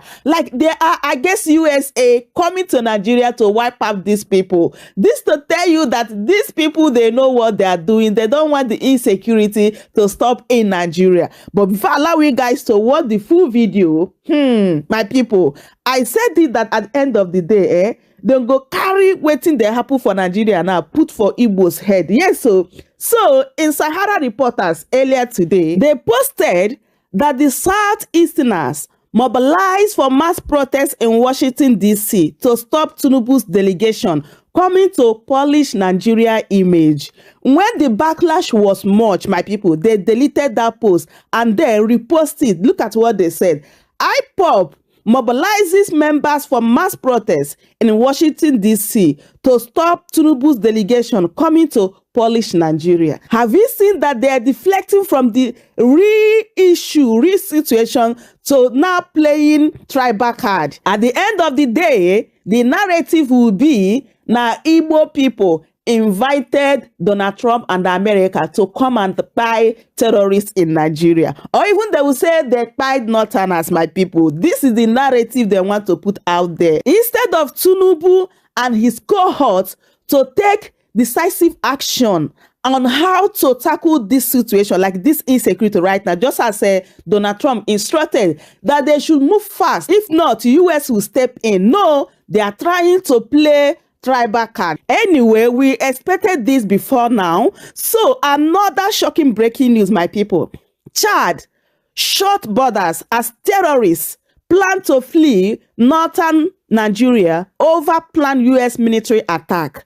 The government of Chad had announced the immediate closure of its border with Nigeria, attributing it to security concerns following reports of alleged U.S. military plans over Christian killings and genocide in the West Africa sub-region. My people, this is really getting serious. Anyway, make I allow you guys to watch this video and hear what Barrister Darlington and Sheikh Gumi said concerning this matter. This is really interesting, and you really need to watch this video to the end. Share it, like it, and also leave your thoughts in the comment section. Thank you so much for doing so. Now, joining us virtually, we have Ahmed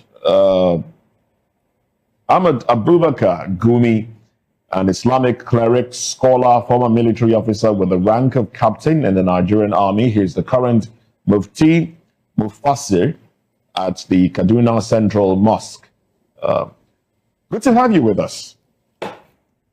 Now, let me start off with you. Now, this country of particular concern, President Trump, Sheikh Gumi, I beg your pardon. President Trump did say a few things, like, you know, if Nigeria doesn't address this issue, he's going to come in guns blazing and wipe out these jihadist terrorists, these jihadists that are killing Christians. Now, first, what is your immediate reaction to that? And do you think Christians are being killed, or is this a religious thing? Do you consider this, what's going on, genocidal? Okay, it's a pleasure for me to have you on the show. Number one, for me to have you on the show. Yes. Go ahead, please. The language of Trump is very contemptible and disrespecting. Go ahead, please. Okay, he called us a disgraced country. He also threatened Nigeria with a military action. No, but the reason for the military action is because Nigerians, Christians, are being killed in their numbers. I don't know if you're familiar with the data between 20... So it means he's only concerned with the Christian lives. The are you not concerned? Are you not concerned about the lives of Nigerians? He's only concerned with the Christian lives, and he's not concerned with the Muslim lives. No, but Muslims are losing every day to these terrorists. If we X-ray the statement from President Trump, he said he didn't say he's going to come and kill Muslims. He said he will come and he would wipe out the Islamic jihadists. No, you see, let's be pragmatic. Let's be pragmatic in what we do. He is specifically showing that he's a vanguard of Christianity and Christians here. That will automatically turn the Muslims against him, even though he's fighting the terrorists. And one thing also, the terrorists, because they have been attacking Muslims more, Now, if by any chance he kill anyone terrorist in the name of protecting Christians, they immediately turn their guns directly on the Christians. Let me tell you what's happening. Why they kill Muslims? Let me tell you why they kill Muslims. Let me tell you why they kill Muslims. Go ahead, please. You see, these terrorists, I think if you don't know their psychology and you understand them, then you mess up with them. They are killing Muslims in towns because they say they are revenging for what government or military is doing to them. Since they don't have access to the military, and the military is protecting these Muslims, so I will attack those who are protecting. This is the psychology, this is their mentality. So is it okay? Is it okay that people are being killed?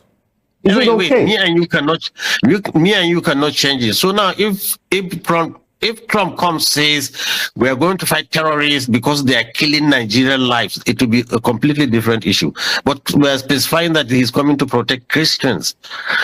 This is really very unfortunate, and it shows. Sheikh, when you say that they are killing Muslims because of what the government is doing to them, what moral ground are they actually operating in Nigeria? Given the fact that we know that they are not even Nigerians. Sometimes we actually learn that they are foreigners terrorizing whatever they are, you don't give them an opportunity to cause the havoc. Look like what's happening now in Mali. Look at what's happening in Niger and other places. These people are armed from some places we don't know. Even the former Chief of Defense Staff, he said for 15 years they are fighting Boko Haram, and sometimes they find foreign currencies, euros and dollars in their pockets. So somebody is behind trying to destabilize Nigeria. But what I'm telling you essentially is, you know, for Trump to say he's coming to protect Christians, particularly when Muslims are even dying more, this is the offensive word, and this has called, and this we should show this man we are a nation, a sovereign nation, that he should not interfere in our own internal affairs. Yes. But if he's saying he's coming to assist Nigerians, which we have many ways he can assist Nigerians. Can I have just give me a minute, please? Let me put this out. Let me put this out there, and then we'll take your response, and also take responses from the studio, because we have other studio guests in here with us. Now, from what we understand, Nigerians are being killed in their numbers. A particular data has it that between October 2023 and September 2024, about 4,788, about that, were killed. And out of that number, 3,100 are Christians that have been killed. So does it matter what religion is being killed, or the fact that people are being killed, and Nigerians have also asked for support, foreign support? So if the United States will help Nigeria wipe out those that are killing Nigerians in their numbers, shouldn't Nigeria welcome such assistance? Why does it now seem, because you seem to be making it like, because they are coming to assist Christians who cried out, then it's now a war, it's not going to be between Christians and Muslims. Let me take you back to Uromi. What happened in Uromi, where a few individuals who were hunters, who were moving from one state to another, unfortunately, were mistaken to be terrorists, bandits, because they had a few weapons, and they were killed. We saw what happened. There was an outcry in the north. In fact, Governor Monday Okwebolo had to travel to Abuja, had to plead, and then promise to compensate the families of those who were killed. But Christians, Nigerians, have been killed in their numbers, displaced. And this amounts to genocide, really, where people are displaced and people are killed in their numbers, largely for their faith. So, are you not concerned that this might help solve the problem that Nigeria has been dealing with since 2009, the problem of Boko Haram? Shouldn't we be looking for a solution? And if there is one that can be arrived at without letting, without Nigeria's sovereignty being affected, why haven't we gone for that solution, Sheikh? Just be patient and understand. If it's China coming to say that, people will believe it, because China is not closing into our internal affairs. If it's Russians, people will believe them. But America are not to be liars. They said Saddam Hussein has weapons of mass destruction, and there is none. And they have caused confusion in Iraq, in Libya, and everywhere. So when they said Muslims are killing, or there is massacre of Muslims, like Christians in Nigeria, from which side? They didn't specify whether it is the government or whether it is the Muslims that are doing it, or even if Christians are targeted. Whatever it is, if Americans can cure and eliminate the terrorists, I will welcome it myself. But I know they cannot. Okay, when you say they cannot, let me tell you. Okay. They have fought 20 years in Afghanistan. They could not finish them. Afghanistan is in Syria now. This same thing. And this terrorist you see, it's not easy to just come and drop bombs here and there and think you finish them. They have infiltrated the society, so it's going to cause more damage. More Muslims and more Christians will be killed if America would drop a bomb in Nigeria. I'm telling you this. You can take it for a record. So what we are trying to avoid, we are going to even compound it. Look, myself, I have been trying to see how we can pacify these people. I've been going to see how we can pacify these people and redirect them, because they are human beings. They listen and reason. But if you say you want to use force against force, then you will compound the problem and make the thing dirty. If Nigerian army, which has been very active in many hotspots, cannot deal with this issue for 18 years, for 15 years with Boko Haram, and now the bandits, and to me, the bandits are even more vicious, because they are. You said something about Nigerian army not being able to do something about it for some time now. You have been the person, or rather, news have actually carried it, that you more like mediate or serve as an intermediary between them and the government, and that actually has sparked quite reaction among Nigerians. What can you tell us to be, some of the good points or flash points of your, interaction or discussion with them, especially when you had to get into the bush? Because the other time we're talking about giving them amnesty and all that. Yes. You see, just to entice them to leave their weapons. You see, one thing good about it is, you see, you don't treat a disease without diagnosis. If a doctor can diagnose a disease, even if it's cancer, he will know how to manage it. So the good thing about it is, now before we are fighting a phantom, we don't know something is fighting us, coming to take us. We don't know that person. Now, by going to talk with them and sit down with them and to hear their grievances and understand their psychology, so we are able now to contain the problem. Now Kaduna is relatively safe. I can say from you don't hear any more mass killings now in Kaduna, because we understand their psychology, and the governor is cooperating. We are talking to them, and they are keeping their weapons. They are not fighting. They're still on the weapons. They hold the weapons. But you see, this is a small, gradual process in which slowly we will civilize them. We will take away their weapons and let them into good citizens. So this is it. It has to be systemic. But for America to come and start bombing in northern Nigeria, I'm telling you, the question. Let's bring this conversation to people who have sympathy for the bandits. Let's bring this conversation to the studio. Barrister, I mean, you've been following this conversation, of course, what Sheikh have just said.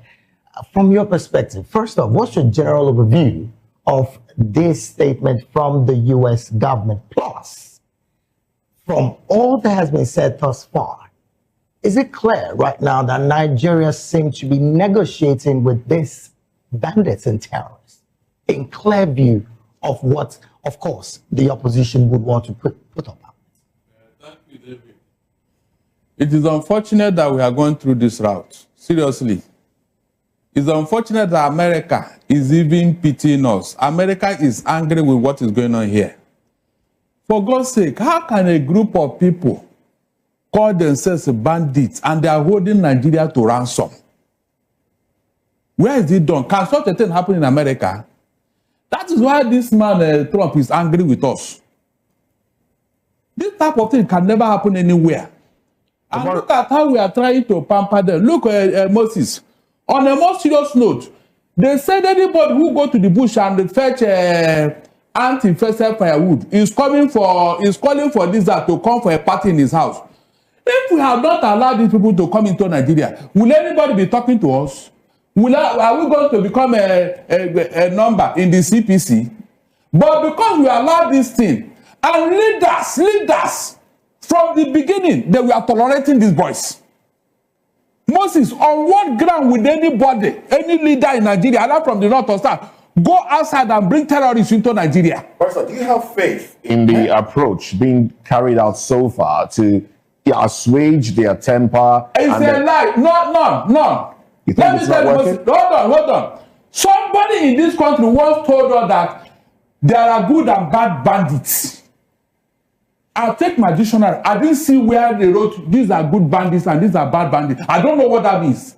Somebody told us that they are their boss, that if anybody should attack them, they will not vote for that person. In this country, somebody told us that, yes, that if government does not answer to them, there will be no peace in Nigeria. Mostly, these things are statement that was made for a man who claimed to be patriotic, a statesman. Is that how to solve a problem? You are pampering these boys. You are making them to become so bold. What audacity do they even have to attack anybody in Nigeria? For what? No, hold on. These other people, especially from the southeast, who have been fending for themselves, do they look for government subsidy? No, do they wait for government to pamper them? No, these other people that are fending for struggling to survive in Nigeria. Why must a group of people now tell us that we must answer them? They are this, psychological, this and this. These other Nigerians that are holding peaceful agitation, peaceful nature, peaceful businesses, are they not Nigerians? Right. So if all of us become bandits, what will happen to us, Moses? Hold on. If all of us become bandits, will Nigeria exist? You can see how we clearly bring problem into ourselves and we are now blaming America. How can anybody be happy that... Wouldn't America's involvement affect the sovereignty of Nigeria? Sorry? Wouldn't America's involvement affect the sovereignty of Nigeria? As long as it involves terrorism. Terrorism in one state is terrorism all over the world. You remember at a point, America had to place a travel ban on some countries where terrorists are going this way. You remember? Yes. Good. That will tell me that you are in support of America invading Nigeria. 100%. Guns are blazing. I said 100%. Since the government has refused to listen and leaders are not even helping matters. Wouldn't that affect the sovereignty of Nigeria? That's the question I'm asking. You now have a sovereignty where terrorists are not telling you what to do, Abi. You now have a sovereignty where terrorists are on the dining table with government, telling government what to do, and leaders are supporting it in most. That will be my annoyance. Why would anybody utter such words? These are things you should frown at. Who brought them into Nigeria? Was Nigeria like this in 1999? Moses, please be sincere to yourself. Who brought them into Nigeria? What are they doing here? Why are they not in Ghana? Why are they not in the Republic of Benin? Please, why are they not in South Africa? You can see, we forgot the genesis of our problem and we are blaming America. Let them come. If that will solve the problem. Since you people don't know what to do, let them come and help us. Look at now, as I'm talking to you now, almost 20 villages have been taken over in Plateau and Benue. Moses, who are those occupying those villages? Are they Christians? The real indigenous of those states are now in IDP camp, and they are the farmers in Nigeria. Can you beat that? And yet, everybody is not talking. So do you think if America gets involved and then come to, in quote now, save Christians in Nigeria, do you think it will lead to an unrest between Christian and Muslim, like the Sheikh has said? It might let Muslims turn against Christians in Nigeria. Look, we have tolerated enough. We have taken enough from these people. Leah Sharibu, as I talk to you now, a young girl is now in what? Captivity because of her religion. Moses, have you seen any Christian group that have kidnapped any Muslim girl because of her faith? Yet we kept quiet. Have you talked? Did you say anything? Somebody woke up one day, Sheikh Tanshi, and told her that Tinubu's wife should be killed because she's a Christian. That God told him to kill Tinubu's wife. I'm talking of provocative statements that can cause problems. Yet we kept quiet. Moses, did we read that? Did you say anything? Is it not hard to show tolerance? Okay. So why can't our Muslim brothers do the same thing? Sorry. So that Nigeria will live in peace. Before we come, sorry, please. I want you to land on your thoughts. Yeah, let them do the same thing. And see whether this place whether America will even look at us, not to talk of placing it on CPC. That's what we're saying here. It is because of the actions and statements of leaders that have caused the problem. They should not deny it. Yet they still want to blame us for what they have caused. They still want to blame us to Moses. How do you take that? Is that not an insult? Right. You are talking of America insulting, but you insulted us. When you told us that, or except you agree with the bandits, there will be no peace in Nigeria. Moses, can you beat that? And it's because of this statement, that's why Saudi Arabia could not tolerate you. They declared you persona non grata. Saudi Arabia, the seat of Islamic Caliphate. They could not tolerate you. But here, you tell us all manner of things, you do all manner of things, and you get away with it. All right, before we take contributions from Barrister Adam Zata, let me go back to Sheikh Gumi. Sheikh Gumi, are there, okay, I understand that he has left the conversation. Well, let's come to you now. All right, for me, I think yes. Nobody celebrates failure except Nigerians. And that's why you see people ignoring and romancing with the government.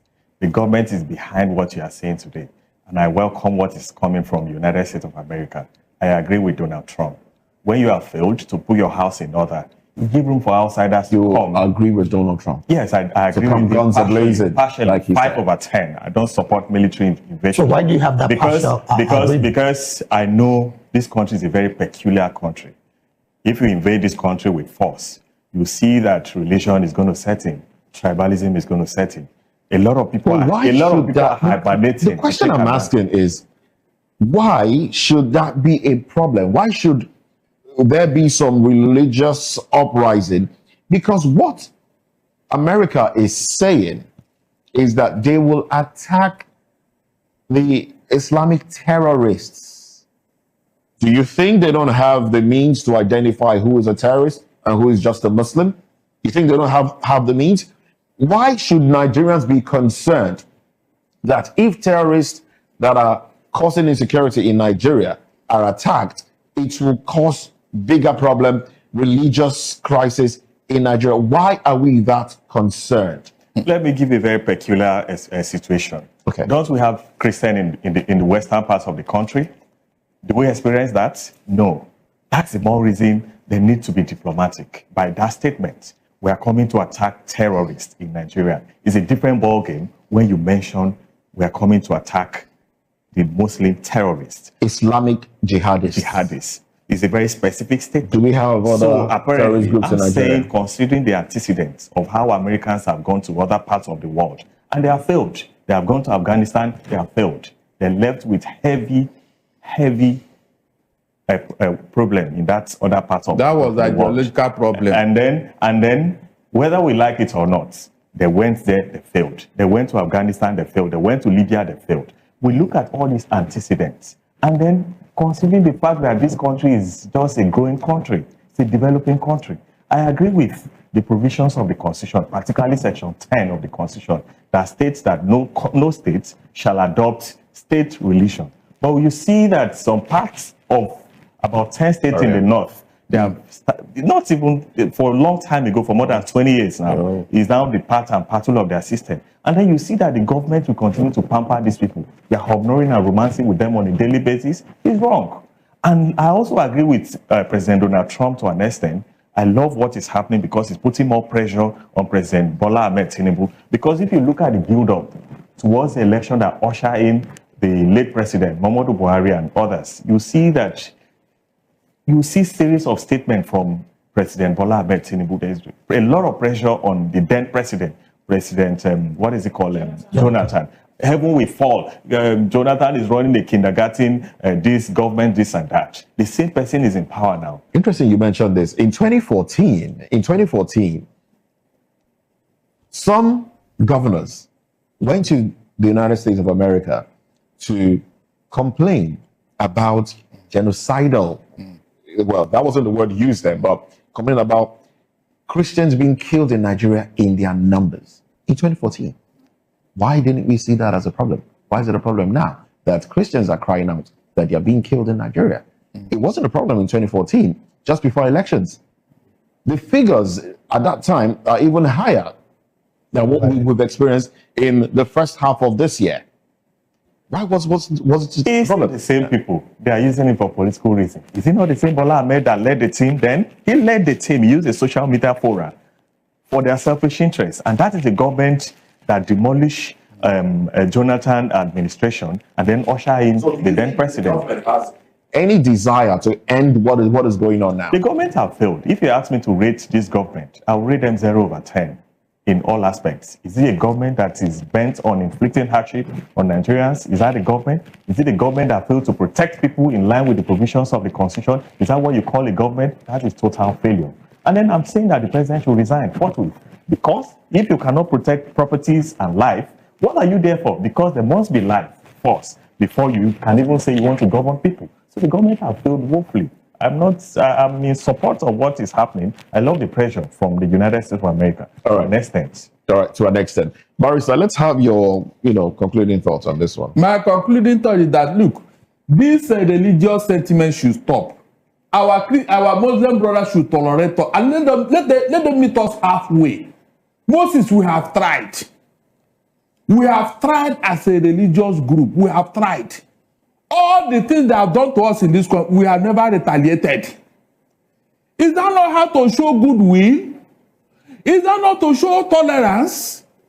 Why is it that every time all the problem will be coming from, and not only that, I'm not even seeing it as a problem, rather they will blame me and you over here for the problem they created. I mean, these are the issues here. If they should do that, even Trump will not look at us. All this noise about CPC will not come up. Let them try to tolerate the Christians for God's sake. That's what I'm saying. They should tolerate the Christians because we have tried. No other religious group can tolerate what we are going through here. And because of this intolerance that is causing problems, then they will continue to do what they are doing. You have never seen it as a problem. These people that are occupying Benue and Plateau villages, where are they from? What religion do they profess? All the people that are marauding all over the north in the name of Iswa, Boko Haram, bandits, or whatever, are they Christians? Moses, are they Christians? So, who is behind all these things? Can't we tell the northern leader to come together? Take yourself inside the room and talk to yourself. These are your children. Even somebody told you that they are their boys. So when you have done all that, why are you coming and not to blame us? All right, then, Barrister, let's take this conversation to Sheikh Gumi, who we understand has joined us again on the conversation. Sheikh, once again, I want to say thank you for being a part of this conversation. You did mention earlier that the Nigerian army at the moment are doing well enough to manage the insecurity within the space. And of course, you mentioned Kaduna State that has been relatively peaceful from your perspective as well. But the question about Donald Trump's statements, particularly in helping Nigeria go off insecurity when it comes to these jihadist groups, is one that you have frowned at. And you've made mention that the presidency should reject that statement. In fact, you also did say that the consulate in Nigeria should be called to order. From your perspective, as it stands, do you think the sovereignty of Nigeria has not been trampled upon with the level of insecurity that has bedeviled us and the fact that the government has consistently have conversation with terrorists, which again is against the constitution of Nigeria as a nation? Okay, I actually don't understand particularly what you want me to comment on now, but you see, you are dealing with this Western colonist, imperialist, supremacist mind. They know how to divide brothers and make them fight. I don't think their interference in Nigerian internal affairs should be rejected by all meaningful nationalist, patriotic Nigerian. Yes, we have problem. And yes, in fact, even to accuse the government, you know, of being complicit in this, it's even obnoxious. I don't know how somebody in that position should ever even suggest that Nigerian government is complicit or that Nigerian government is not doing anything to curb them. In fact, what Nigerian government did was it was able to contain. We are able to contain these terrorists more than Mali is doing. You know, Mali, with all their dedication and patriotism, I think now they are just some few kilometers from the capital. What I think we should do, we should unite as Nigerians. These people, they don't have religion. They are just, I don't know, are they? It's an evil that God has sent it not only to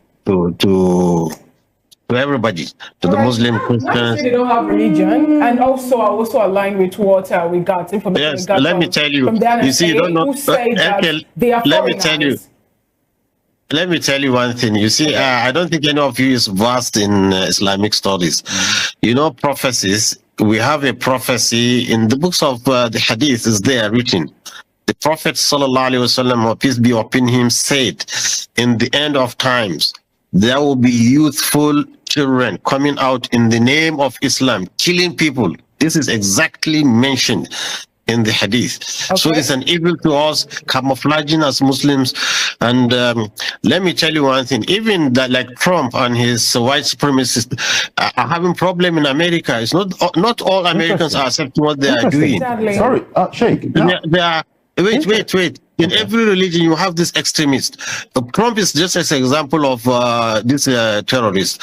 Look at Netanyahu, the Jewish. Many Jews are against what he's doing, the genocide in Gaza. So even we Muslims, who you have such extremists. No, in fact, we've also established all this, Sheikh. We have established this, you know, at this point in time, Sheikh, we've established that this is more like a perilous time that we are having, especially in Nigeria to start with. We've been told that these people are not Nigerians. And not just that, too, we were also told by the NSA that they're foreigners. As a matter of fact, the junta leader also told Nigerians that, yes, they were able to sack them, especially from Burkina Faso and also from Niger. They were sacked. If, for example, we have Torji Bello, who is a Nigerian, and he is in Nigeria now, spreading his tentacles, trying to kill people at this point. Now, isn't it a good thing that at this point, we're getting people that will help us to squash them and get Nigeria back to what Nigeria should be, especially restoring our peace and our movement? Let me tell you, madam. You see, Trump is an extremist, just like this extremist you are fighting. In fact, they could even be behind them just because they want our resources. In fact, so many experts, intelligence said the West is behind Al-Qaeda, the West is behind ISIS, the West is behind all this, so that, you know, they give you a problem and suggest a solution. Then they are building the biggest consulate in Nigeria. Why? In Lagos. Because they want to come and establish the authority and power here. So you people should not allow them to use the name of Christianity. There are no any Christians. This man groping women and doing all those kind of things. This is convicted felony. You are thinking is coming to protect. Christianity is a reverend religion. In Islam, let me tell you, read the Quran. The Quran is there. وَجَعَلْنَا فِي قُلُوبِ الَّذِينَ اتَّبَعُوهُ رَحْمَةً وَرَحْمَةً. Allah has told us in the Quran, the followers of Jesus, Allah has put compassion and mercy in their hearts. They are very loving people.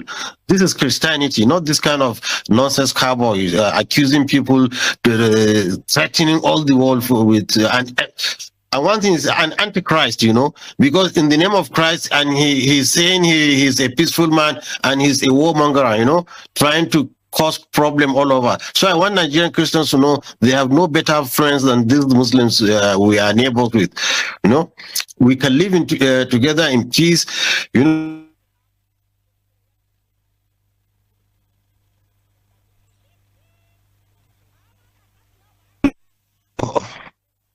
Hello? Somebody. Yeah? Go ahead. Hello? Somebody rang. Ojukwu wanted to use it, you know, before, saying that Muslims are killing Christians before. Unfortunately for him, General Gawan was a Christian and his deputy was a Christian. We didn't mind, you know. once there is peace and stability, I'm telling you, Nigeria's Muslims, they are one of the most... I asked the question. I asked the question earlier, but I think the network took you off, and it's a good thing that you're back. So let me ask you the same question I asked in the studio. In 2014, some governors in Nigeria, about 9 or 10 of them, went to the United States to